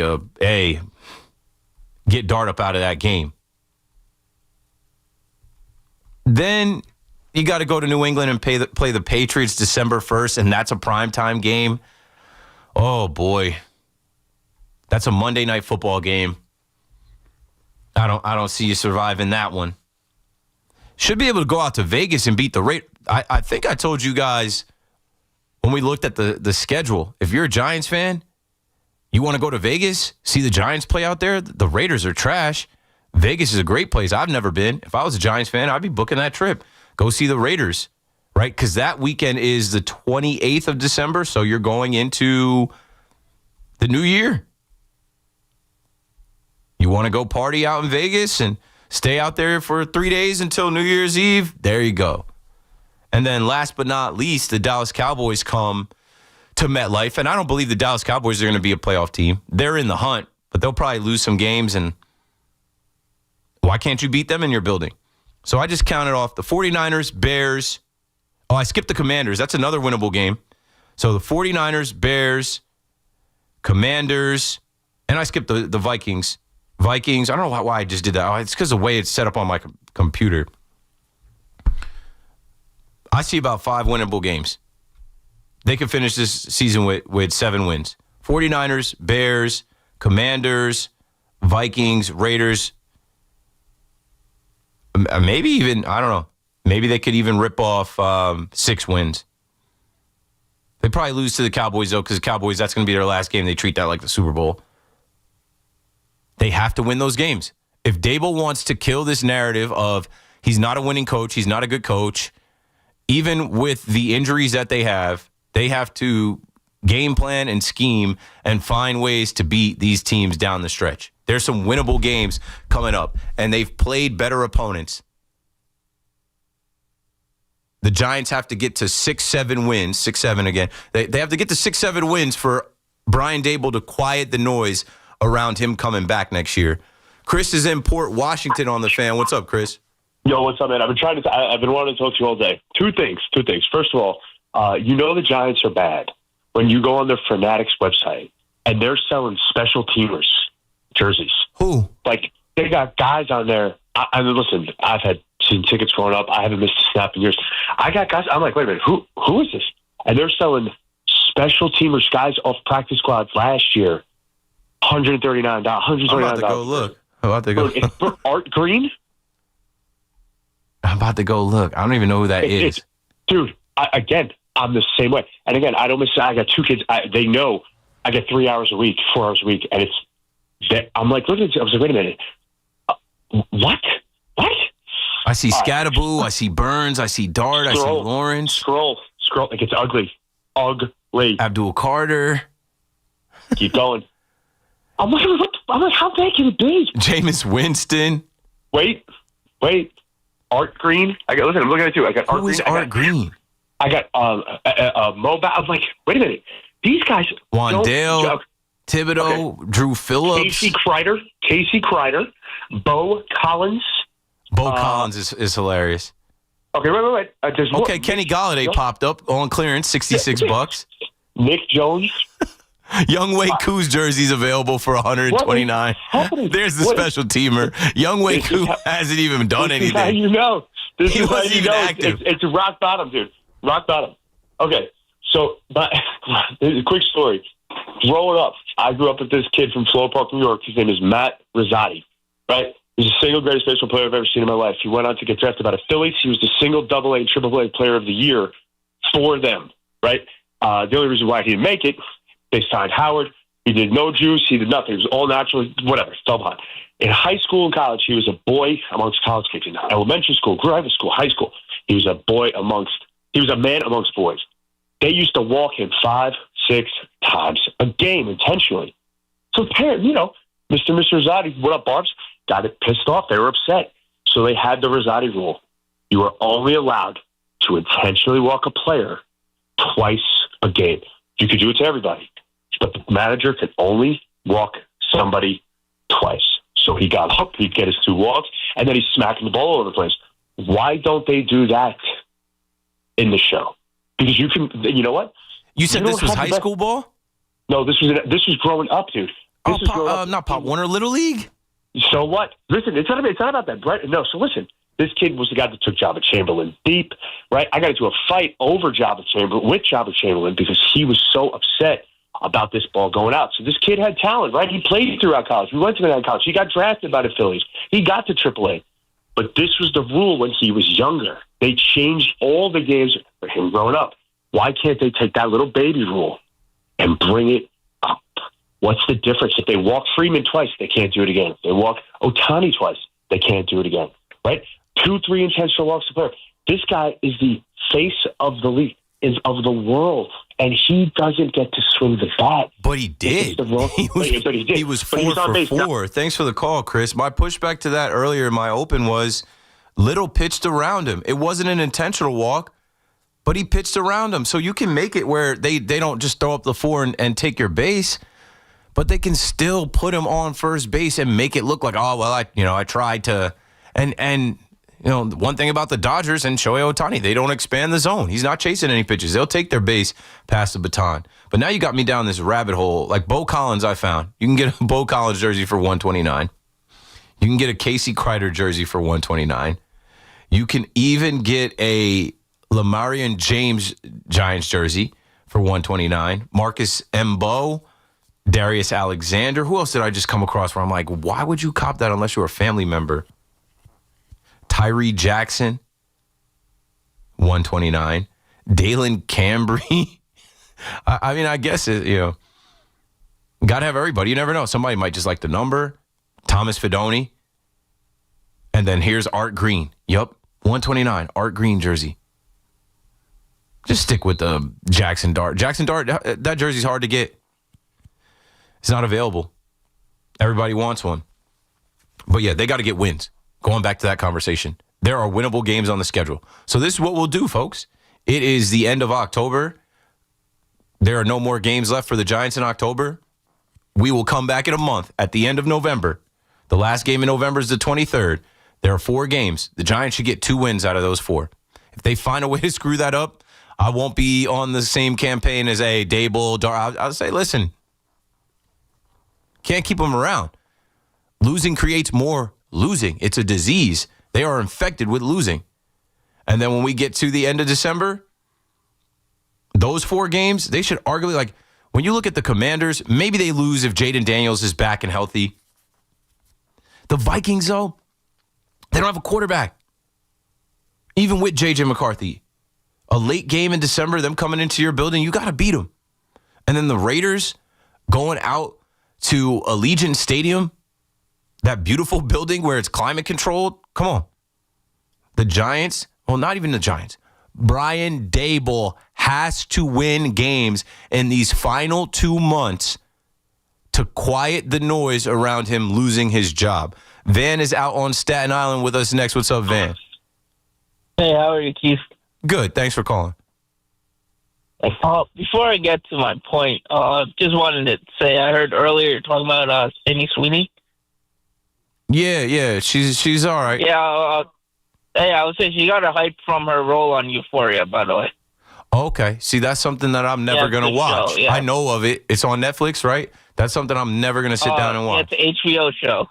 See, exactly. HBO Max. I watch sports. Yeah, I don't be watching these streaming shows. But I know, but to see that falls into what I'm talking about, this internet culture of like, oh, she was in Euphoria, bro. And people are talking about it online, and there's clips, and there's memes, and there's all this stuff. It's like a cultural thing where like they can make a 7.5 look like a 9 because they gas her up online. Yeah, I actually agree with you. I don't really see the hype. But she's not ugly. She's just not that fine. Like they act like she's the best looking woman on the planet. I'm like, she's everywhere for what? Anywho. Yeah, that is true. But I heard a call, like 1 or 2 callers before, they're talking about who the Giants should draft. I think a good fit would be Caleb Downs out of Ohio State. Yeah. Him and his brother have a podcast going I started tapping into. He's a lock. And you do need you drafted Tyler Nubin. You have Javon Holland. They probably wouldn't use that first overall pick unless, I don't know. But Caleb Downs seems like a lock to be a good NFL player. Yes, I agree. Oh, I forgot about Tyler Nubin, though. Yeah, you just used the pick to draft a safety 2 years ago. And I know everybody is critical of Tyler Nubin and his angles and his inability to tackle. And You know, how he gets ran past all the time. He damn near should be a linebacker more so than a safety. I don't know who they're going to be looking at. There's so much more to be seen in this season to think about where. Like, if the Giants lose these games that I'm talking about, they might have a top 5 pick. Yeah, I still think they could get 6 wins. I think 6 is the bar. I think 7 if things really go right. But it's hard to think that things are going to go right because so much has gone wrong with injuries, with the ball bouncing the wrong way, with kicks being made, with, kicks being missed. Thanks for the call, Van. Sharif is also in Staten Island, on the Fan in New York. What's up, Reef? Hey, what's going on? Yo, I'm a Giants fan for a long time, since forever. But Brian Dable, he's not a leader of men. You got to go back to when Neighbors, when he tried to do the high five and Neighbors didn't respond back to him, and then when the Giants beat the Eagles at the end of the game, like a little snake that he is, he tries to give the game ball to the owner because he's trying to keep his job. The way he talks to the media, he just everything that he says. I just get like a rat look out of him. Oh, you don't like him at all. Because you just mentioned some things that I wasn't even thinking about. And then on top of that, I think who would be a great person, I think that, what he's gone through, I think Brian Flores would be great. He's from Brooklyn. He will have that attitude that will bring fire to the wall. Defensive-minded coach. Yes. Gave Tua a hard time as a young quarterback. And No. But he learned from it. He learned from that. Okay. And you could get an offensive coordinator. You can always get an offensive coordinator to help out Dart. But Brian Flores, he's a leader of men. And the guys will go through the wall for him. Dable, he's done. Regardless if they win or lose, I think he's crap. Sharif does not like Brian Dable. It's been a long 3 years since that Coach of the Year award. Walking your trap, take over your trap. Beating the Vikings in their building. Sharif talked about, I forgot about that against the Commanders where, emotions were running hot. And Brian Dable tried to dap up Malik Neighbors, and Malik Neighbors wasn't going for it. People don't forget. People do not forget. And then he called him a snake for giving come on, man. I thought that was a touching moment. I thought that was real. I don't think that had anything to do with, saving his job. We're talking about John Mara. As soon as that news broke that he had cancer, I felt like it all, hit everybody damn, it's tough. I know I was lumping Mara in when I talked about Shane and Dable because I was saying, we got to hold him accountable as well. And I'm like, you hate to hear somebody going through that. So when Dable presented him the game ball, he said, you guys are really tough, but there's one tough SOB in here, is John Mara. So I didn't look at it like that. But if you look at a guy and you don't like him, you don't like the cut of his jib, you don't like his hair or lack thereof, you don't like his Ozempic, you don't like you don't like anything about him, you're done. You don't want to see him with that headset on. He was trying to break that headset over the weekend. I'm sorry, Giants fans. This is your guy. I'm sorry, Giants fans. This guy found Jackson Dart, and that is his saving grace. And if he can win, 2-3 games each month the rest of the way, he's going to get the opportunity to finish out his contract. 888-808-1019. Down in Georgia, RJ, you're on the Fan in New York. Hey, what's going on, man? How you doing? I'm good. Thanks for calling. Yeah, good. I have a few things. First of all, the last caller, he mentioned about Brian Flores. That would be a good pickup, to be honest with you. But didn't he try to sue the Giants? So I think he's hit. I don't think he'll ever get a job. He did sue the NFL, and the Giants are implicated in that because if you can recall, supposedly Bill Belichick, he's connected to Bill Belichick, and I guess Bill Belichick knew Brian Dable, or somehow there was a wrong text sent. I heard that, right. That kind of tipped Brian Flores off that he wasn't getting the job and Dable was. And so they, it's tough. So even though I would love to see him be a coach, I think he's hit as far as that. He's not going. It's not going to happen. And how I even said he's a defensive-minded guy. He's got a reputation of not being, good with quarterbacks off of Tua. They're not bringing him. It's about Jackson Dart, man. It is about Jackson Dart. They are not going to bring in anybody that's not going to. Jackson Dart has a relationship with Brian Dable more than we even know. Right. And then another thing I want to point out is, our GM, Joe Shane. Now, he's another one. Now, he had all these opportunities to pick up some impact players, but he never does, day in and day out.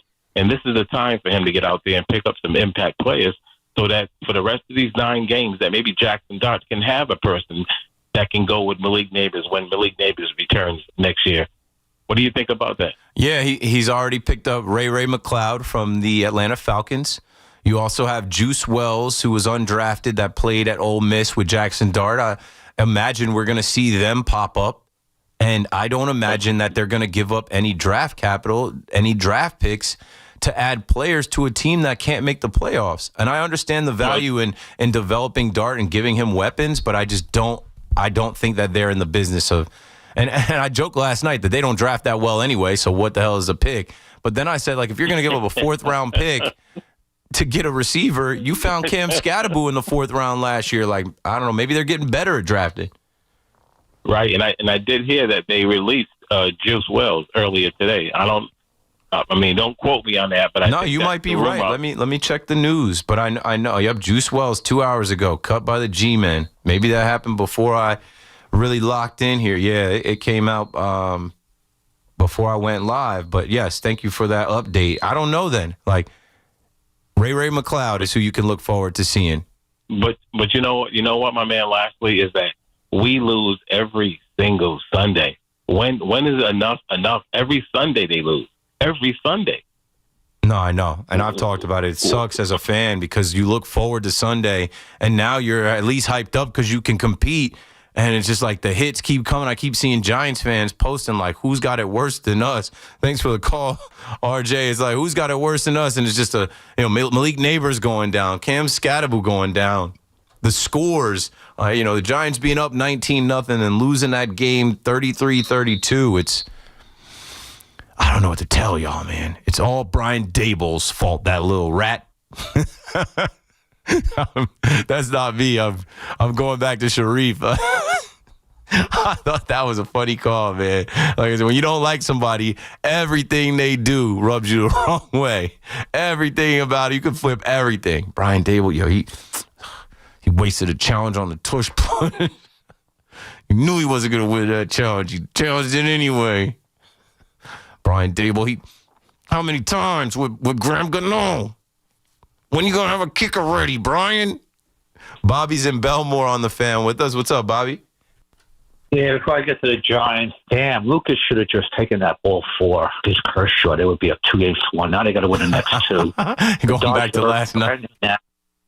Dodgers had already threatening first. Well, here come the Los Angeles deferrals. 2 on, 1 out. Teoscar Hernandez singles. It seems like Shane Bieber at 81 pitches might be coming to his end. Yeah, I think Schneider's taking him out right now. Schneider just gave the 2 claps good job, buddy. Yeah, Bassett's looking good. So, he's not putting in Bassett. I don't know why he's not putting in Bassett. It's a lefty. All right, whatever. But anyway, like I said, the Giants. Listen, I agree with you 95% of the time, but I totally disagree about the Giants. I think they're shot. The way what's happened these last 2 games, the Denver game and this injury and in addition to Neighbors, I don't know if they're going to have much heart left in them. I don't know. This game will determine, see where their heart is at. Yeah. If they lose them. They play well in their building, Bobby, and you know what? I thought that after you give up 33 points in the 4th quarter to the Broncos and you lose that game, after all the talk, after how that game got ratcheted up to a game that people cared about, I'm like, how are they going to come out in Philly? And honestly, they came out in Philly and they matched that first home run touchdown from Saquon, and I'm like, short memory. These guys are, they're ready to play, and I know. Everybody's been going on and on about the officials. You can't blame the officials, but I do. I understand momentum swings. I understand how big that is in the game where it's like Saquon's second touchdown might not happen if they rule that fumble correctly and the Giants are able to take the ball. it's, after the NBA, what's going on and the Kansas City calls, it's starting to really, listen, I'm not one of these conspiracy. I am. The NFL is bogus. I've been saying it since 2017. If you watch, there's bogus calls and they just, we blew the play dead. Oh, you can't challenge that. But it is so wrong. Get it right. It changes the complexion of the game. It changes what plays you can call. It changes so many things that we just, as fans, we accept and just, let's move on. Yeah, the Jason Goff call going to New York, that was the most ridiculous. With the Kansas City, it's just, and then the Jacksonville, the guy clearly got interfered, and they intercepted the ball, Kansas City, that turned that game around. It's just a lot of shit going. Oh, I'm sorry, but all good, Bobby. There is a lot of S going on. Paul is hilarious. We need a Paulie cam. You guys can see me on YouTube. A Paul Cam. Both of us hit the dump button at the same time. Paul just laughed and turned around. See, that's the dump. We get rolling. We get rolling, and sometimes you forget we're live on air. Everybody can hear us. That's the okay situation when that because it wasn't malicious. It wasn't mean. It was just his natural flow, and it happens. It's happened to me before. Like you start talking about this stuff, and it does get frustrating with the officiating. Like, these are $1 million athletes in $1 billion league. Get it right, man. We're betting on this stuff. Get it right, man. Millions of people are depending on this stuff to be right. And when I'm telling you, I was screaming in my living room like, that is BS. That's a fumble. They don't know how to officiate the tush push, so ban it. And then there were a bunch of other things. That offensive pass interference on Darius Slayton, you don't call that under any circumstance. And then when the left tackle flinches for the Eagles and everybody can see that, and you don't call that a false start, come on. There's so many little things that can change down in distance. There's so many, like the Giants go from scoring a touchdown to having a punt. So, yes, the Cam Scatterbo injury was the most demoralizing part of that game. But, man, when you feel like you're on the road trying to overcome the officiating and beat the world champs, it's hard to overcome that. 888-808-1019. It's already 10 o'clock, man. I got 2 hours left. I'm going to smoke through these 2 hours. Keith McPherson on the Fan. KM to AM returns right after this. It's Chris McMonigle overnights on the Fan, 101.9 FM. I was against banning the shifts. I was against changing that. Hey, players need to react, blah, blah, blah. And then it became clear that they weren't going to react and that the coaches and the organizations weren't telling them to change what they do. And it just made baseball less fun to watch. Listen to CMAC on demand on Apple Podcasts, Spotify, or wherever you get your podcasts. Go to WFAN.com/contest to enter for a chance to win tickets to see Iron Maiden at Sports Illustrated Stadium on September 5th from our friends at Live Nation. Tickets go on sale this Friday at 10 a.m. at livenation.com. Move and be moved in the Mazda CX-5. The smart choice from those who expect more from their drive. With standard iActive all-wheel drive and advanced safety features, the CX-5 gives you confidence in every condition. Its effortless handling and responsive performance set it apart from the crowd. Inside, you'll find thoughtful crafted design for comfort and connection. There's more to a Mazda. Lease the Mazda CX-5 for $229 a month. Visit your local Mazda dealer or MazdaUSA.com. My man, Dr. J. Shah, specializing in minimally invasive and non-surgical treatments for neck, back, and sciatica, migraines, and so much more, offers pain-relieving solutions. There are thousands of 5-star reviews who trust Samwell Pain for all their aches and pains. Visit SamwellPain.com. We've got more sports talk coming up on The Fan. This winter's shaping up to be a harsh, snowy season. So take control of the roads with a new set of Bridgestone Blizzak tires from Town Fair Tire at the guaranteed lowest price. Plus, Town Fair gives you the most free services with your purchase of Bridgestone Blizzak tires. For the guaranteed best deal on Bridgestone Blizzak tires with the most free services for life, nobody beats Town Fair Tire. Nobody. Name brands at discount prices. Town Fair Tire. Want fast, reliable home internet? Switch to Verizon Fios, where you get the 100% fiber optic network with speeds up to 2 gig. And if you're looking for live TV with up to 400 plus channels and live sports, Fios TV is where it's at. Get the internet speed you want and the TV you love when you bundle Fios home internet and TV with Verizon. Plus, get the latest deals when you call 1-883-VERIZON and switch to Verizon Fios today. Availability varies. Honey, that flu keeping you up?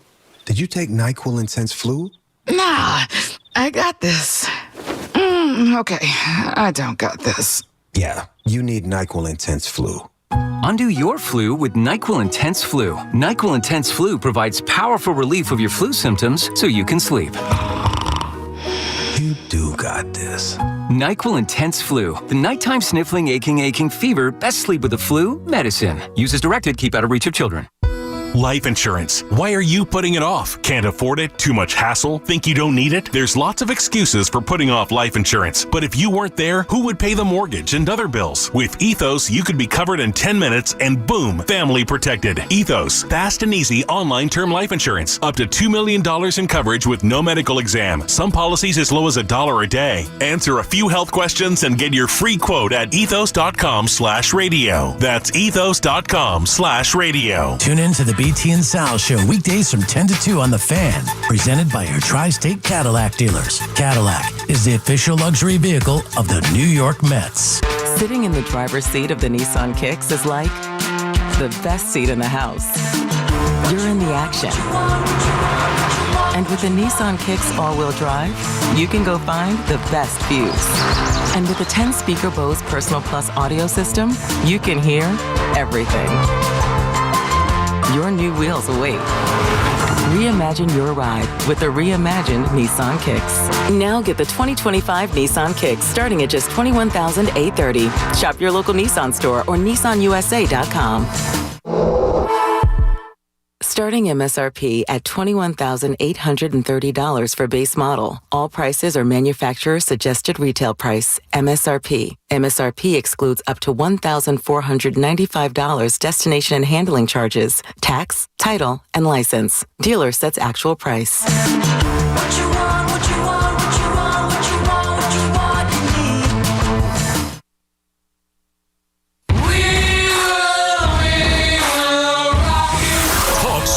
With Evan and Tiki. Afternoons from 2 to 7. WFAN, WFAN FM, WFAN FM HD1, New York, and Odyssey Sports Station. WFAN Sports Flash. Good evening at 10 o'clock. I'm Marco Belletti, and this report is sponsored by Chef IQ. Precision cooking, effortless results. ChefIQ.com. End of three quarters in Milwaukee. The Bucks a 94-91 advantage on the Knicks. That's because they've outscored them 35-20 in that third. Jalen Brunson's been a one-man show for the Knicks. He's got 30 points. 16 Landry Shamet, who was in the starting lineup in this one. 14 Mikal Bridges. OG Anunoby 9. But Karl Anthony Towns has really struggled. 2 of 10 from the floor. He's got 6 points. He's got 7 rebounds. Meanwhile, Giannis Antetokounmpo has taken over here. 26 points, 6 rebounds. He's got 5 assists as well. Bucks a 3-point advantage headed to the fourth quarter. Milwaukee 94-91 on the Knicks. Checking the World Series. It's Game 4. Shohei Ohtani is done after 6+ innings, but he leaves with runners on second and third and down 2-1. Blue Jays with a 2-1 advantage on the Dodgers in the 7th inning, and they've set up with second and third with nobody out after Ernie Clement had a double here. Dalton Varsho led off the inning with a base hit. Ohtani goes 6 innings. He's on the hook now for 2 runs, but he's responsible for the 2 runners out there. 6 strikeouts. Meanwhile, Shane Bieber went the first 5 in a third inning. His only mistake was a Kike Hernandez sac fly. That was in the second. He gave up just 4 hits on the 1 run on the 4 hits. So the Blue Jays with a 2-1 advantage in the top of the 7th, looking for more, trying to even the series at 2 games apiece. Take a look at hockey. The Avalanche a 2-0 lead on the Devils headed to the second period. Rangers on the road for the Canucks, just about to get started. And Bruins, they roll the Islanders 5-2. Bo Horvat, Kyle Palmieri, the Islander tallies. 54 degrees, cloudy skies, Central Park. That's what's happening. I'm Marco Belletti. Talk New York sports here. The Fan.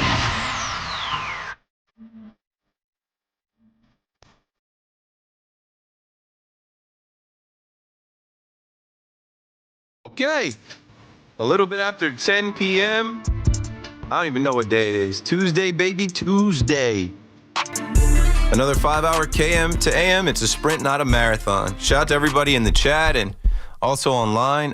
Yankees 19-6 2000 writes, Dable rubbed me the wrong way when I saw him on Hard Knocks, put his feet on the table while interviewing potential draft picks. Lack of respect for the players came off as a cocky jerk. Like, you guys hate this guy. John E. said, that little rat Dable, laughing my ass off. I'm like, yeah, that was funny. Sharif hates his coach.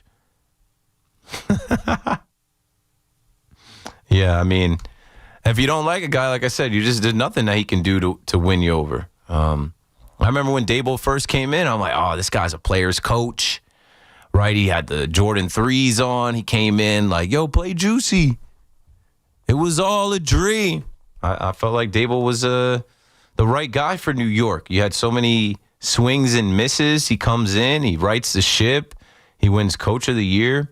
I remember doing the little Giants. Shout out to Kim Jones. I forget what we even used to call that show. There used to be a little Thursday Giants show that Kim Jones and I would do. And I remember doing that show, and Giants fans didn't believe they would win majority of the weeks. And I think that year they beat Aaron Rodgers in London. I think they beat Lamar Jackson. They had a couple other sneaky wins. And we interviewed players from the team. I think we talked to Darius Slayton. I forget who else we talked to, but yeah, that year, I don't know. It's crazy how a lot of us now feel like that year set the Giants back, because that year made a lot of people believe that they were ahead of schedule. That year, they also had a lot of David Gettleman's people that, he drafted and were there. They kind of inherited some of that, and then their vision was to get rid of most of those guys and create their own. They also had Wink Martindale. And now here we are with a team that on Sundays, you almost feel like it's inevitable. We're going to lose. But you did come out of the wilderness some with Jackson Dart, Cam Scattaboo, and like now, Scat is done for the year, and it's all on Dart, which you don't want to happen here. 888-808-1019 as we continue to talk about the Giants, as they will host the San Francisco 49ers this Sunday at MetLife. What you don't want to happen is Jackson Dart to start to regress, or him to start to press, or try to do too much, where he starts to turn the ball over. Fumbles, interceptions. Like, his development and his continued success is paramount. Now, I was not really watching this Knicks game. There was a point in the Knicks game where they went on a run in the first half where I'm like, oh, they got it. But now I got my eyes on this fourth quarter. We're going to take these calls, but I'm going to watch this fourth quarter so I can take these Knicks reaction calls after. I got to check the box score as well and see what happened here, because the Knicks cannot have back-to-back losses on the road under this new regime. In the BX, Pete, you're on the Fan. What's up, Pete? Yeah, thanks for taking the call. First-time call, long-time listener. Thank you, sir. You're doing a great job. I want to say one thing about these refs, man. Just like they fine these millionaire football players, they need to start fining these refs. Yeah. That'll make them stop doing this nonsense. Start fining these refs because they can see these plays. Ray Charles and Stevie Wonder can see this stuff. What are they doing? This is ridiculous. It's crazy how bad these officiating crews are. They should all be docked. You're right. They fine the players for lowering their helmet, unnecessary roughness. Start charging the refs, and this stuff will stop. Scattaboo got fined $15,000 for going into the blue tent for 3 seconds. See? There you go. You're answering my own question. Yeah, they should be fining these guys. These refs, and they'll stop. That little money they make, well, it's not little. They tighten up. Money. I was walking home from the train yesterday, and I'm like, how do we fix this? Do they need to go to some type of class? And I'm like, they shouldn't have to go to class. Absolutely. It's week 8, 9. They've already officiated 2 months of the season. How do they not know what they're seeing and how to call it? Start taking their little kibbles and bits from them, and they'll stop. Yeah, and on the coach, I want to say something about the Giants coach. Yeah. If he stopped eating donuts and crimpets and cheeseburgers and put more effort in coaching the team, he'll be good. They need to go get John Gruden. Thanks for the call, Pete. You guys are just hating on Dable. He did Ozempic. He hit Pilates. You guys are over it. I get it. It's too many losses, man. It's too many losses, man. I think I asked ChatGPT, hey, ChatGPT, what is Brian Dable's record as head coach? It's not good. It's is nowhere near good. I think somebody posted and I had it. Brian Dable, ChatGPT, you're failing me right now because whatever this is not what I was looking for. Brian Dable record. One of the Giants accounts, and that's another thing I was saying, like, for the Jets and Giants to have so many content creators, like, they don't deserve y'all. They don't deserve the amount of film breakdowns, the amount of analysis that comes out. So, shout out to Anthony Rivardo. I think I follow him. I started following all the Giants content creators. It helps me out on Sundays because I can like really get a beat on Giants Twitter and see what you guys are talking about, feeling. The Giants under Brian Dable, updated after week 8. His record is 20, 38, and 1. That's a 348 winning percentage. He had a 10-game losing streak in 2024, which is the longest in franchise history. Offensive ranks in points per game in 2025, 23rd. In 2024, 31st. 2023, 30th. It's not good. It's not good enough. I get it. I hear y'all. But I'm telling you that your regime, your owner, like, they've suffered enough that just a little bit of success with Dart, I don't know if they rock the boat and get rid of this guy. Speaking of little success here, the Blue Jays are finding a way. So, Andres Jimenez singled to left field. Dalton Varshaw scored. Ernie Clement to third. The Blue Jays now lead 3-1.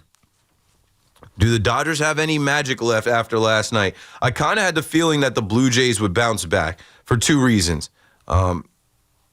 Desperation and that game last night going the Dodgers' way, and the Dodgers kind of just celebrating so hard. And, you know, what did the Blue Jays do? They just kind of put their heads down and went back to their hotel, and they know they got to get this game. I also have gone back to my take, and we'll see. There's still plenty of time left. Top of the 7th, they're up 2 runs. But I went back to my take that Sunday night, posted on WFAN, Instagram, Twitter, right before I came in to do my Sunday night show, where I said, okay, and I didn't want to be the Debbie Downer, negative Nancy, glass half empty. I don't know what to call it, but I just knew the Yankees weren't surviving the DS.